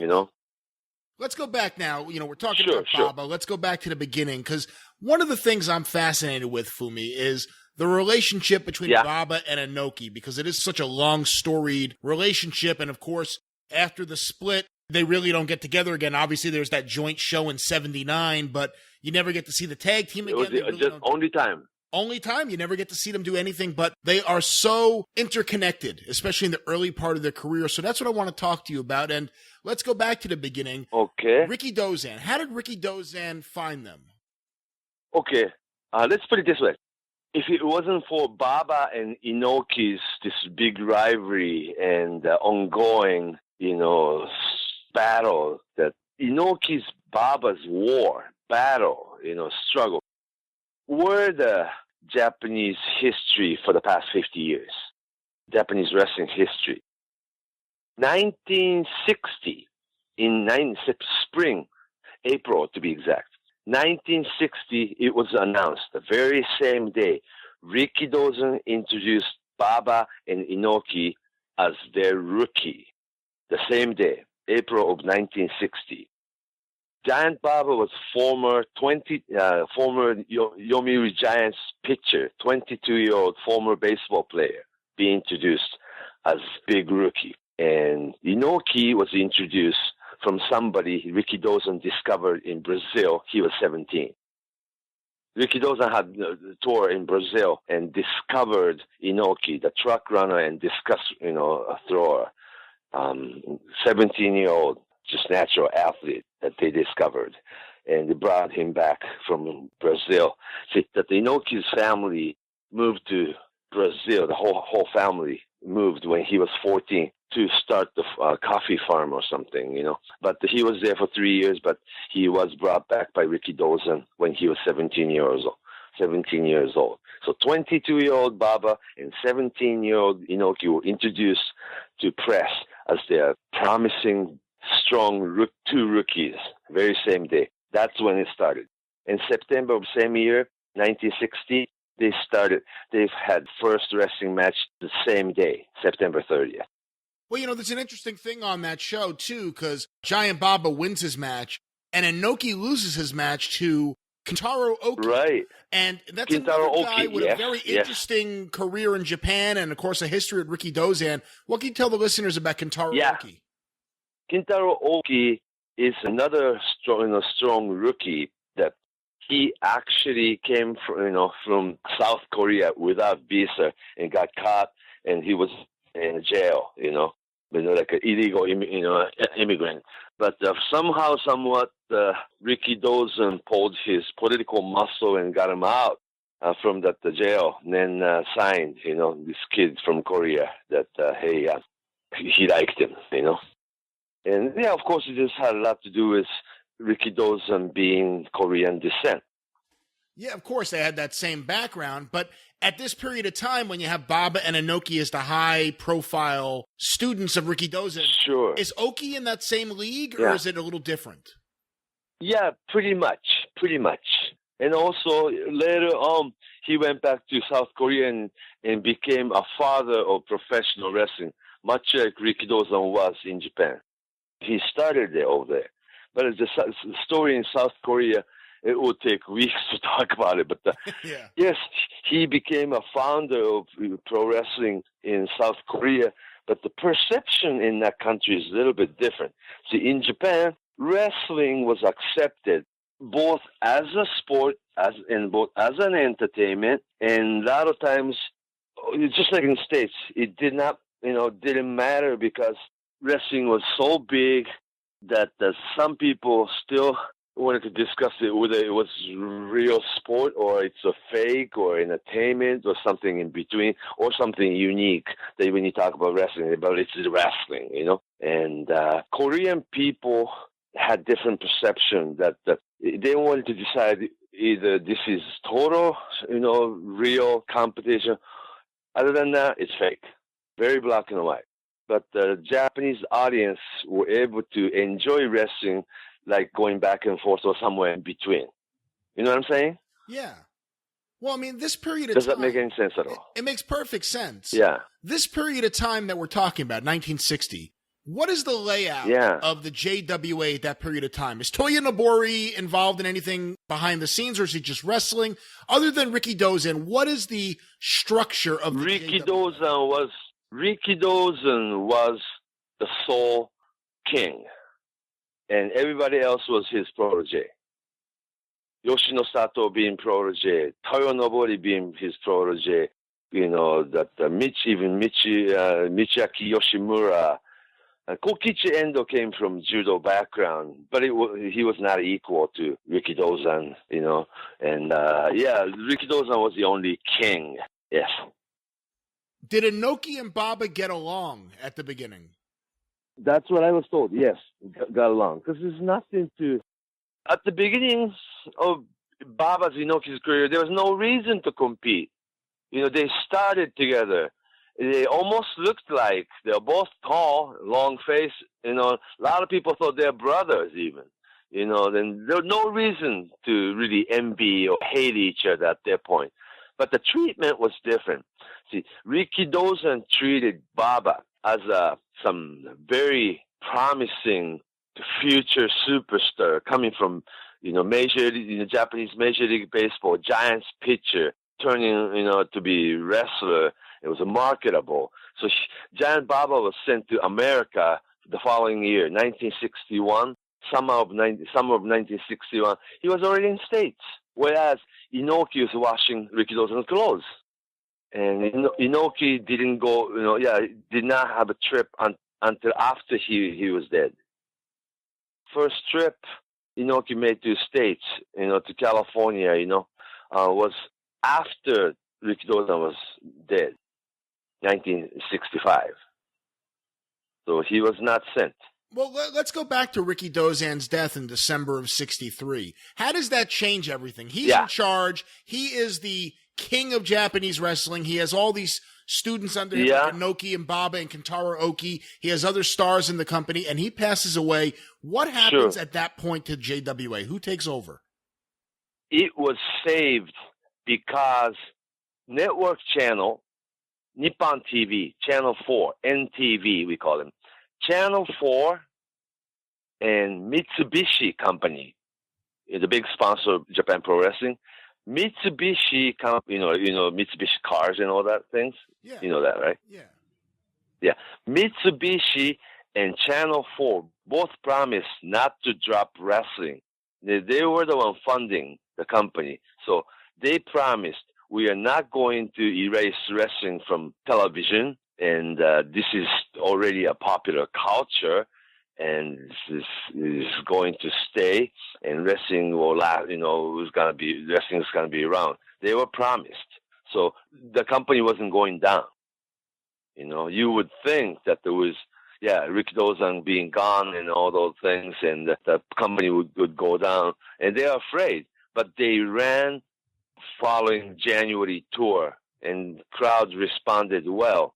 And TV didn't go away, and so you still had weekly network primetime television program wrestling, and Mitsubishi was still funding the company, and it started rolling. So they were able to do so without Rikidozan. There were four bosses: Toyonobori, Kokichi Endo, Yoshino Sato, and Michiaki Yoshimura. Those four cartels took over the company. Four wrestlers, So they took over the company. Well, Fumi, let's fast forward a little bit ahead, though. I'm curious about 66 when Toyonobori announces that he's leaving JWA and he's forming Tokyo Pro Wrestling, and Antonio Inoki is right there with him. What led to that? What led to the formation of Tokyo Pro, and why did Antonio Inoki leave with Toyonobori? When he was 23, yeah. Actually, it happened the previous year. That we just talked about right after Rikidozan died. There were four bosses: Endo, Yoshimura, Yoshino Sato, and Toyonobori. Right, four bosses. First one who got kicked out of the four, the team of four was Toyonobori. Well, Toyonobori. If you ask Toyonobori, he would say he left, quit. If you ask those three, they fired Toyonobori. So history could only tell, But both company went down eventually. But for figure of speech, that Toyonobori left, all by himself. And after 2 years of traveling and circuiting and having America, experience all by himself in America, Inoki was ready to come back. 23-year-old Inoki was ready to come back, and they were going to meet, all of them, in Hawaii, and train together and take pictures and film some of the footage. And Inoki was going to get to be brought back for 8th annual World League tournament. That every year they had the spring single series tournament called World League, the championship tournament. Rikidozan won 5 years straight. and 64, 65 Toyonobori won 2 years in a row. Then Inoki was being brought back for that 8th year of World League tournament. But the Toyonobori was there in Hawaii waiting for Inoki to show up. And he told 23-year-old, very anxious Inoki that don't go back to Japan Pro Wrestling. You'll never be, you will always be underneath Giant Baba. See, Giant Baba was brought back as a new superstar already by then. If you go back to Japan Pro Wrestling, you will always, always be underneath Giant Baba forever. You like that? And the 23-year-old, Inoki told Toyonobori that, okay, I'm joining you. So that was the beginning of Tokyo Pro Wrestling. 23-year-old, really, ambitious Inoki, though, So at that point in time, there wasn't earlier on in 1960, but here we are 5 years or so later. Yeah. What was the relationship between Baba and Inoki at that point? Was there any resentment from Inoki that Baba was becoming a bigger star first? It was more on Inoki than it ever was Baba. Baba didn't really care about, how Inoki felt about things in general, because he was way ahead of everybody. He was designed, and he was a great athlete. He spoke English. He already had run in America twice. He had 2 trips to America, leaving Japan 1961, and he had a 18-month run all over America, Madison Square Garden, New York, Detroit Olympia against Buddy Rogers, Detroit against Buddy Rogers, other places against Lou Thesz. He traveled, or even the match against people like Antonino Rocca, or the single match program with Killer Kowalski, all those big name experience Bob already had, and came back, and he had this superstar aura, And I'm sure that the Inoki was very jealous. 20-year-old Inoki was, I'm going to America and do things and come back as a star, And Toyonobori kind of knew how Inoki felt, that he will join in, so-called outlaw company. They didn't know then, because funny thing was, though, Japan Pro Wrestling was saying that they were the governing body of professional wrestling. Just a company, though, you know what I'm saying?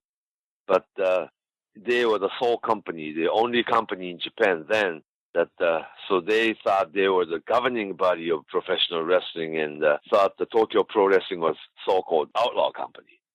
That only lasted like 6 months. Yeah. Yeah, I mean, when you look at Japan now, you see so many independent 100 companies. Yeah, so I mean, what was over 100. Was Tokyo Pro the first opposition company to ever run against JWA? Actually, even during Rikidozan's day, there was like 15 different companies in Japan that the people didn't report. The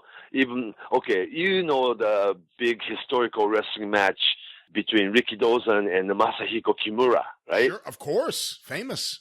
Yeah, and Kimura, for today's MMA fan, is like a father of MMA, and created the move called, like a double wrist rock, the hammerlock armor.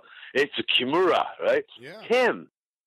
Kimura even ran his own wrestling company, and even in Rikidozan's days, there was like 5-6 wrestling companies in Japan. But Rikidozan was so politically strong that they told the press not to give any of those wrestling company any coverage, and they agreed. So it's like a hidden part of the history that there were more wrestling companies than Rikidozan's JWA, and that people didn't know about. Are there any records of those shows? Do you have any results? Are you able to? Yeah. That's really slim too, because some of the company was just operated in Osaka. For Kimura's company's case, that company was just running shows in Kumamoto, way down south. Or there were records of women, like 3 or 4 women's company in late 50s into 60s. In 1957, Mildred Bark, Great Mae Young, Rita. I'm slipping my mind, but all those. They had their tours in Japan too. They planted the seeds in women's wrestling in Japan, And early part of late 50s into early 60s, there were 5 or 6 women's wrestling companies that there aren't too many records today. Some historians should dig out and get these, discover records. Yeah, there were women's companies way before All Japan Women's Pro Wrestling. Isn't that interesting? It's so interesting. And one of these days, you and I need to do a lot of talking about that and do a couple segments. Research. Absolutely. Yeah. Well, let's get back to this because Tokyo Pro is such an interesting... Move forward. Move forward. But Tokyo Pro Wrestling, what happened? Because it did only last a short period of time, despite having a Inoki. Yeah, like despite 6 having months. Toyonobori. Yeah, there was no TV, no network TV or even the local TV, nothing. It just ran one tour, just one tour. And every night, pretty much, of the tour, it was young Antonio Inoki becoming a new superstar, having a single match against Johnny Valentine, which was good. Johnny Valentine's first tour, yeah. And Johnny Valentine putting, of all people, Johnny Valentine putting, young Inoki over clean, not so clean, count out outside the ring.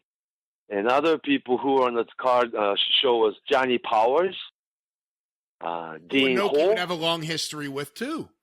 Yeah, of course, yeah. And, a couple other, yeah. The American promoter who helped Inoki for Tokyo Pro Wrestling was Kansas Sonny Myers. Really? That's so interesting. First of all, you said it helped Inoki. I mean, Inoki went there after he found out about it. Was Inoki one of the people actually in charge of the company? Yeah, it was Toyonobori's people's money. 23-year-old Inoki cannot do much, or he didn't have cash to do so. Right. But but was he making decisions? Was he making booking decisions?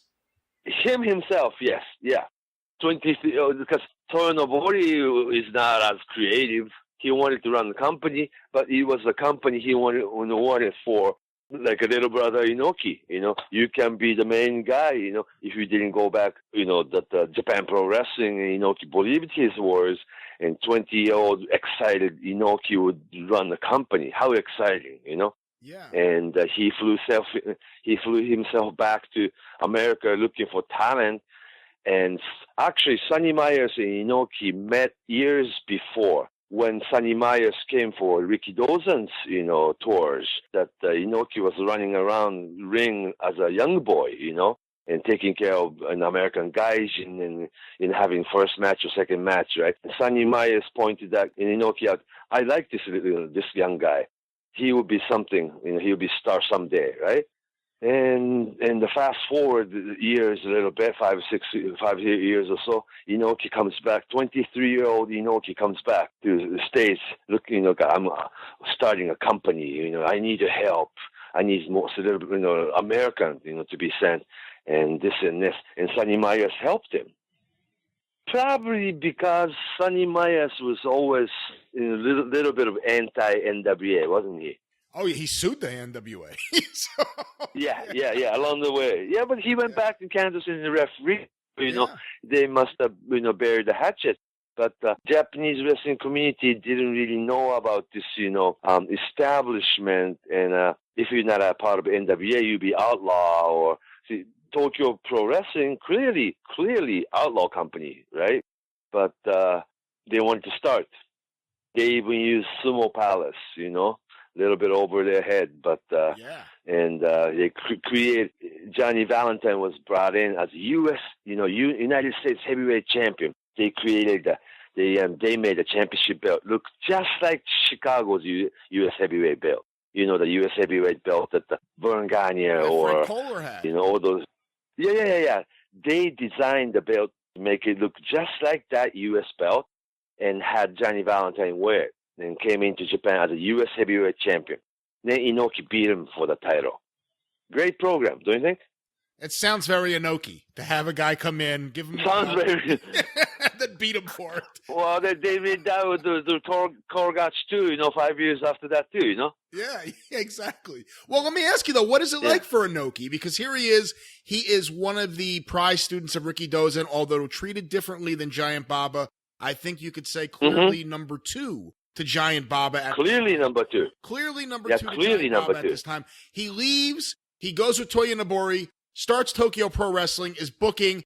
It doesn't work out. It takes a mere matter of months for it to fold. Now he has to go back to the AWA. What's that like? It was company would, company that the old company would always take him back. What was very more sensitive was that Inoki already had, 8 to 10 guys that he had to feed. Not just, they would not take Toyonobori back, but so Toyonobori would say, I'll retire, right? But old company want Inoki back, but you already had Masa Saito, the Russia Kimura, couple guys that already started, and old company only wanted to take Inoki back. So it was like some of the guys went out of work, and Russia Kimura eventually joined IWE that was starting as an independent around the same time. Masa Saito took like 6 months off and got the visa and went to San Francisco and LA, start working in America. And some of the guys had to quit, You mentioned IWE. IWE is an independent that actually does survive. Yeah. It lasts for a long time, although not as successful. Until like 81. Yeah, not as successful as All Japan and New Japan, but had a relationship with Vern Gagne and the AWA and had Shozo Shun Kobayashi for a number of years. How come they survived so long? How did they last through the 60s? Initially they had TBS, Channel 6, another network channel who wanted to have wrestling. They backed, they were funding IWE. And that the IWE was a company who was who was run by Yoshiwara, who left Japan Pro Wrestling, And, had a term with European connection. They discovered Billy Robinson.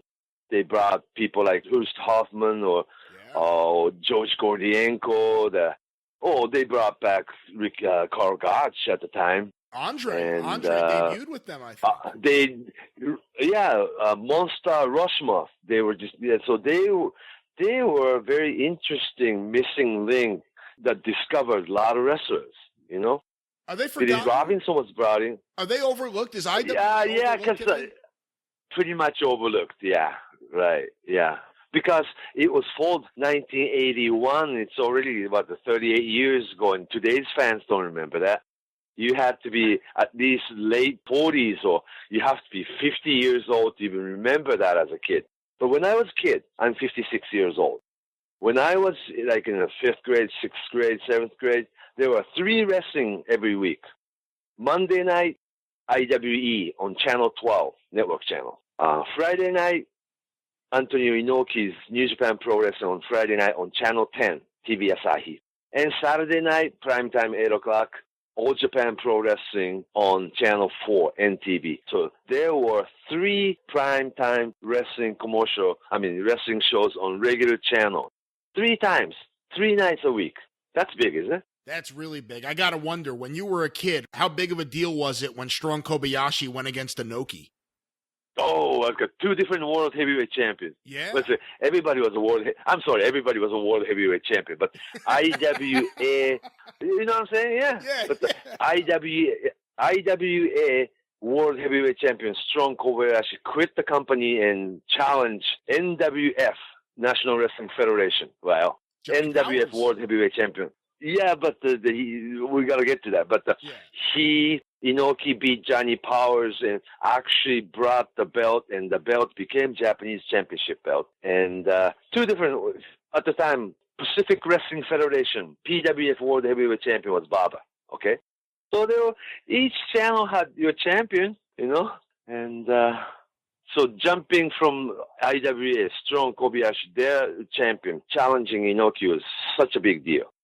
Such a big deal. And also, it was the way Inoki fought All Japan, because there was a Japanese against Japanese, like a real hot ticket, right? And All Japan did Japanese versus Americans. Yeah, because all the big name, Bruno Sammartino, the Gene Kaniski, the Funks, the Abdul the Butcher, the Dick Bayer in the Japanese side. You have Mil Maskus, all the superstars from America working for All Japan. So that's like a different kind of wrestling, you know. Friday night, you watch Inoki's show. Inoki beat everybody, you know. It was somewhat no-name American, you know what I'm saying? Yeah, or against Japanese heel. Whereas Giant Baba always had this gorgeous, come right from America, the people you read in magazines, you know, all the supers from America, every tour. So I watched both, of course, as a kid, and always wondered, you know, that I wish all those American superstars would come to Inoki's show and have all the dream matches come true. But Inoki did not have many superstar Americans. He had what you said, Johnny Powers, and there were Tiger Jeet Singh, or the real fat Maguire brothers, or Killer Carl Kropp, or somebody like that, you know? Yeah. And Inoki beat everybody. It was really until the relationship with Vince McMahon Sr., he wasn't getting prime American talent. Until then, yeah. Then people start showing up, after 74 or so. But we still had not quite Bruno Sammartino. Vince McMahon Sr. would send people under the Giant, of course. But who's next? Pedro Morales, Victor Rivera. You know what I'm saying? Yeah. Well, let me go back to the big, you know, at least the first match, 74, Inoki versus Strong Kobayashi, who leaves the IWE. Oh, huge. Let me ask you this, though. When Inoki beats him, even though he quit and he's not in the IWE or IWA, I know it's called both things. Anymore. Even though he's not there anymore. Company's IWE, and the championship belt is IWA. When Inoki defeats Strong Kobayashi, does it hurt the IWA even though he's not there anymore because he was the former champion? Well, back even the kids like myself back then, IWE was clearly number 3, you know? Clearly. He was always clearly number 3. Yeah, because Strong Kobayashi's strong champion in one channel, but the back of your back in mind is you always believed that Baba and Inoki, those are the two big deal things. Because they were the tag team first, you know, up until 70, 71. Well, let's talk about that right there, because we talked about Tokyo Pro Wrestling. Inoki returns to the JWA after Tokyo Pro. And they had to be treated like two new stars. Giant Baba the star, Inoki is also a star. And there was an international heavyweight champion, single champion, the top title. He inherited from Rikidozan. International heavyweight title sanctioned by NWA, right? That sounded like a big champion, right? That's Baba. And he pretty much beat every single American superstar who come to Japan. The funny thing, like 1967, then WWF champion Bruno Sammartino come in and do the tour, right? Bruno does not defend his title in Japan. He is the challenger to Baba's international heavyweight champion, and that's 60-minute Broadway. And Giant Baba successfully defend his title against Bruno Sammartino. Same year, 1967, Gene Kiniski come in as an NWA World Heavyweight Champion. He does not defend that title. He challenges international heavyweight champion Giant Baba, and that's 60-minute Broadway in Osaka Baseball Stadium. 60-minute Broadway, sure enough, the Baba defense title. So they were putting those Sammartino, Kiniski, Giant Baba all in the same level. You know what I'm saying? At the time, Inoki did not have singles title.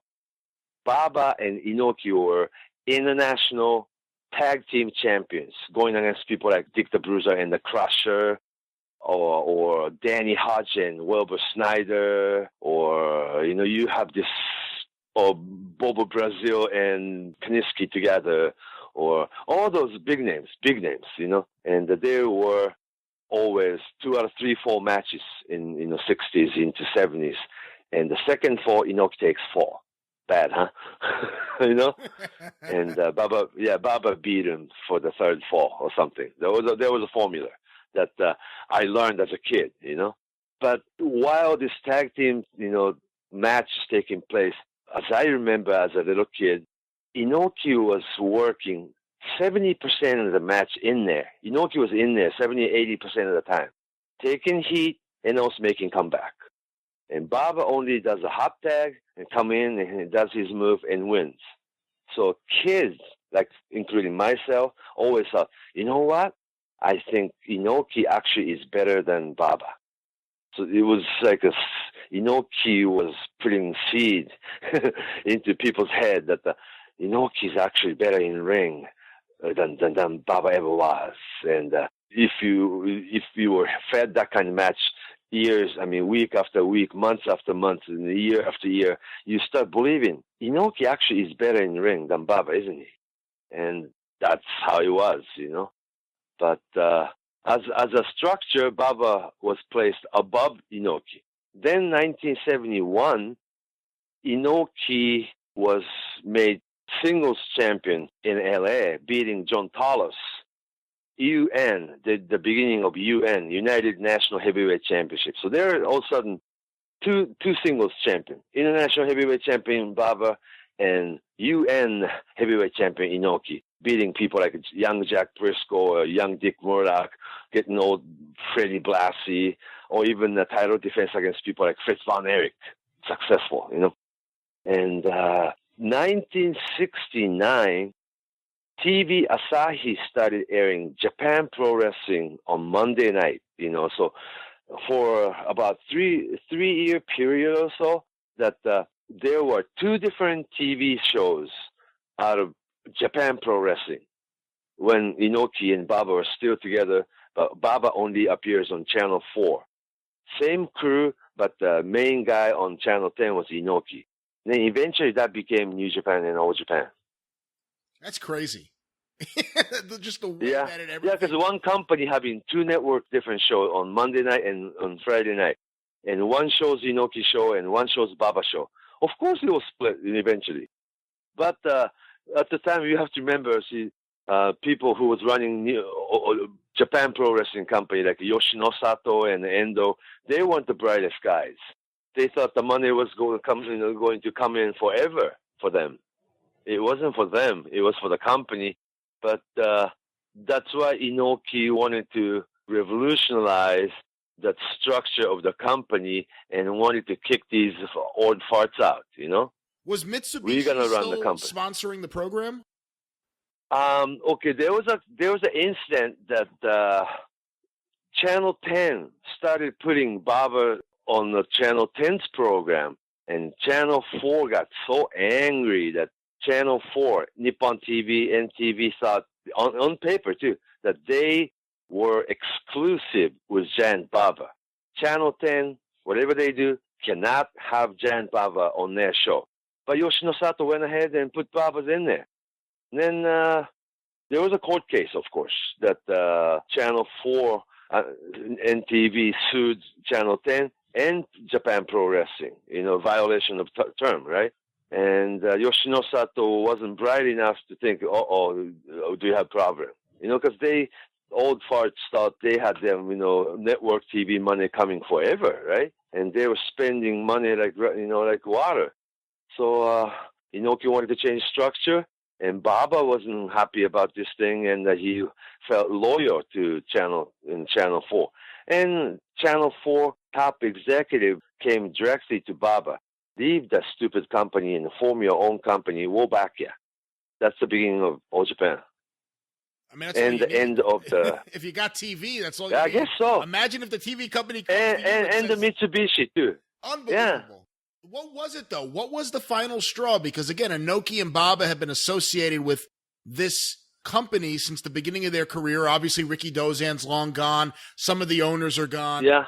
What was the final breaking point that led them both within the same? Well, you have to remember that by doing that, Inoki trying to change the structure of the company and did pretty drastic things. That Inoki was fired. Inoki was fired again in December of 71. December of 71. Inoki was fired from Japan Pro Wrestling. And that's when he created New Japan Pro Wrestling in January of 1972 without TV. See, there was a 1-year period during 1972 that Inoki did not have any TV. that he tried to run his own show with Korogachi and his guys without TV. And during 1972, Japan Pro Wrestling still had TV Asahi deal for 1 year with top talent Kintaro Oki and young Sakaguchi and some American guys. You had great Kojika, the Takachiho before he was great Kabuki, Umanosuke, Ueda, those, semi-stars then, and still had TV deal, but it was like your viewership and ratings so nosediving without Inoki, without Baba, right? There was nosediving. Sakaguchi started having meetings with Inoki just by himself in somewhere in downtown Roppongi that, those two met. Sakaguchi said, this company, this old company is going down. And Sakaguchi and his guys, like Killer Khan and Kengo Kimura and them guys, Sakaguchi will join you. And Inoki and Sakaguchi was going to form another new company. And Sakaguchi was going to bring TV Asahi deal with him. So Inoki will have TV finally.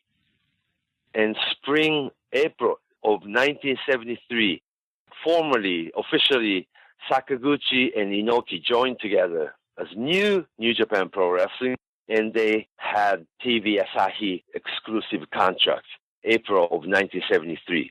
Therefore, Inoki and Baba both had network television. Once Inoki and Baba have... Making sense? Yeah, once Inoki and Baba have the TV deals, what happens to JWA? Yeah, network TV. Yeah, but what happens to JWA? They lose their top talent and they lose their TV. What are they went down? They went out of business May of 1974. So they survived They survived over another year without their two biggest stars and their. No, actually, about a year. But they went 1 month after Sakaguchi left and lost the TV. See, TV Asahi switched its affiliate from Japan Pro Wrestling to Inoki Sakaguchi's New Japan Pro Wrestling as of April of 1973. So they had TV, the old company had TV Asahi deal previous year, but it was Sakaguchi and Oki, and rating and viewership was nosediving. They wanted to do something about it, bring Inoki back, all those things. But the Inoki didn't want to join the old company. Sakaguchi didn't want to have anything to do with his old farts. Sakaguchi and his guys, Inoki and his guys joined up and created New Japan Pro Wrestling, and then they said goodbye to older generation wrestlers and bookers and companies. So 74 on, two huge companies, Inoki's New Japan and Baba's Old Japan, competed. By the time they both start up in 72, after leaving JWA after a few years as a tag team, what was their relationship at that point? At the formation of All Japan and New Japan, what was the relationship between Baba and Inoki? Was there one? Yeah, I'm sure that by then, Inoki was looking at Baba as the biggest enemy of his life. Wow. Yeah, Baba was almost always a receiving end of it. You know what I'm saying? Baba never openly talked about their rivalries that much, because he was, Baba was a star before Inoki ever was, and he was already an established name. He had the TV deal before Inoki did, so he was running before, far ahead of Inoki. Inoki was always chasing Baba's status, and still clearly number 2 for another couple years, until Inoki had a match against Muhammad Ali. How's that? That's the one that changed it, though, for New Japan. It was up until the Ali fight that New Japan was clearly equal, yeah. Both famous and equally popular. And the two different wrestling shows they're providing, so they were if it was baseball, you say American League and National League, right? You can always have two different leagues and people watch both. But for general audience perception, Inoki getting so popular and also having this strange but, a dream come true type of, a strange MMA, the birth of MMA, for some people, the Muhammad Ali fight actually took place. It's the craziest thing ever, right? Boom! There it is, Fumi Saito, a great friend of the show. You'll be hearing more of him in the weeks ahead. And I once again want to mention he has the Pacific Rim podcast, wherever you find your favorite podcast. Check that out. Fumi is a great guy, like I said, friend of the show, and we look forward to having him back on the show in the future. Howard, as we wrap things up, you, as always, killed it in the co-host chair. You are so much fun to have on the show. We love having you here. What would you like to plug as we wrap the show up? Oh, go on. All right, so I'm on Twitter, guys. I just signed up to the Twitter, Howard M. Baum. The M is for Mark, both figuratively and literally. I hope you come and visit me there. And whatever it is that you do on Twitter, I'm more than happy to give it to you and keep the Super Podcast universe happy. You can also check out my astounding, amazing wrestling photos under my auspices, free to gawk at www.facebook.com/hardwayart. HARDWAYART. Why are you spelling out the whole address, Grandpa? www. Why don't you add the HTTP also? // you're right. I left that out. Exactly. Semicolon. I know, you caught me. All right. Anyway, Hardway Art, either on Facebook or IRL. You know, we have a real website, Hardway Art. So I'd appreciate it if you guys follow me, join me, check me out, and check out my excellent wrestling photos that I am happy for you to see. And Brian, may I say, this is like my 1-year anniversary, so since you have plucked me out of the nether regions, I've really enjoyed this, and I appreciate being a part of the 605 podcaster universe. And for all you guys out there that happen to enjoy me, I really appreciate it. And the ones that don't, I hope you can bear with it. There's other people to check out. I enjoy Scott Cornish myself. And guys, I really appreciate it, Brian. Well, I'm very happy to get you away from the nether regions. I think there's a lot of people very happy I got you away from the nether regions. But no, it's you know what I'm trying to say. It's always a joy to have you here. I really appreciate you saying all that. And we love having you here. We look forward to everything we're going to be doing in the future. And I also want to say on the topic of the future, Howard, I know not too far from now, you'll be back on the show with some announcements. You got some pretty cool things coming up. And I know you don't want to really let too many people know about it, but let's just say you could listen in the future here to the show. Howard's got some cool things that some of the listeners may want to check out, if I may say so. I know I didn't clear that with you. Totally. I appreciate it. As you guys know, with the show here, a few news and notes. Of course, you can follow the show on Twitter at 605pod. You can follow me on Twitter at Great Brian Last, and you can follow the Arcadian Vanguard Podcast Network on Twitter at Superpodcast. You can follow the 605 Super Podcast on Facebook, facebook.com/superpodcast. It is the central online hub for everything social media wise with the Super Podcast. You get to see the Travis Heckle artwork each and every week, which is always brilliant. Travis is such a big part of this show, and we really appreciate everything he does for the show. You get to vote on the top 10. You get to comment about previous episodes. You get to communicate with other listeners, including some of the co-hosts on the show. You get to see pictures, videos, and so much more. Facebook.com/superpodcast. If you're ever wondering, hey, what's on the next show? If there's an update to be posted, that's where it is. Facebook.com/superpodcast. We mentioned it earlier. If you like this show and you want to support it without doing anything differently than you would normally do when making your online purchases, when you go to Amazon, use tinyurl.com/superpod, Amazon. That is our referral link. By using that link, we get a little bit of credit for every purchase you make, for every item you put in your cart after clicking that link. It's a great way to help this show out without doing anything differently than you would normally do. tinyurl.com/superpod, Amazon. Other shows have links they want you to use, but when you got to pick who you're going to support, remember, fuck those guys. Support the Super Podcast. Of course, you could also get Super Podcast merchandise at tinyurl.com/superpod store. We have t-shirts. I got to thank everyone. We just had the biggest month in show history in terms of merchandise sales, and it's very humbling, and I'm very grateful for it. So thank you to everyone. The Mothership baseball shirts have been very popular. I think it's the best thing we've ever done. Of course, there's also regular Mothership t-shirts, the 605 Super Podcast logo t-shirt. We still have some Yo Mamba 605 shirts in stock. We also have 605 polo shirts, sticker sets, magnet sets, and so much more. If you buy something from us, I may throw in some bonus stuff. People have been reporting there may be some stuff in their packages. Once again, tinyurl.com/superpod store. None of those things in the packages are contraband. Let me just clear that up also, by the way, as we get going here. Of course, if you appreciate what we're doing on this show and you listen to other podcasts and you think, boy, these other shows have these really shitty ads all over it. What the fuck?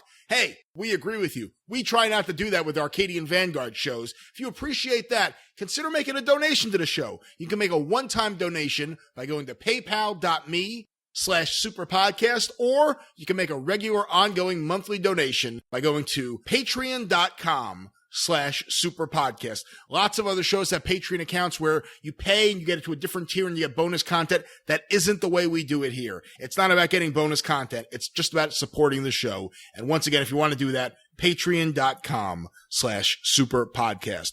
Of course, the show is on iTunes, and if you are someone who is subscribed on iTunes, please consider leaving us a positive review and giving us a 5-star rating. It really helps the show out, and if you could like some of the other reviews that are up there that are positive, that would help the show out as well. If you don't like iTunes for some reason, if you hate Apple shareholders like myself, you can, of course, go directly to 605pod.com to download the show or access the RSS feed. For everyone that always says, oh, I want to hear the early shows, but they're not on iTunes, you can access them by either stream or download at 605pod.com. I want to remind everyone other fine shows on the Arcadian Vanguard Podcast Network: Kentucky Fried Wrestling with Scott Bowden at KFRpod.com, Ron Fuller's Studcast at FullerPod.com, Breaking Kayfabe with Bowdrin and Barry at BowdrinPod.com, and of course the brand new Stick to Wrestling with John McAdam and Sean Goodwin at McAdampod.com. All shows available iTunes, Stitcher, Podcast Addict, wherever you find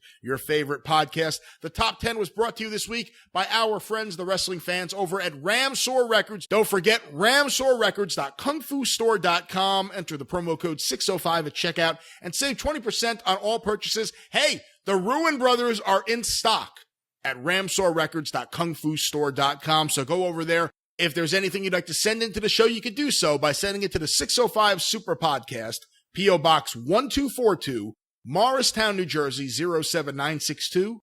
That's the 605 Super Podcast, the Mothership! Baby, baby. I'm sorry that happened. Is that for true? I don't want to see you around here anymore. That's not my dad! What are you trying to prove? Your mamba! No! Numero uno. Yo, what's up? Let's spend the night together. What's the stipulation? I don't want to see you around here anymore. It's me! P.O. Box 1242, Morristown, New Jersey, 07962. The 605 Super Podcast is a production of the Arcadian Vanguard Podcast Network. For Howard Baum, I'm the great Brian Last. Tally-ho!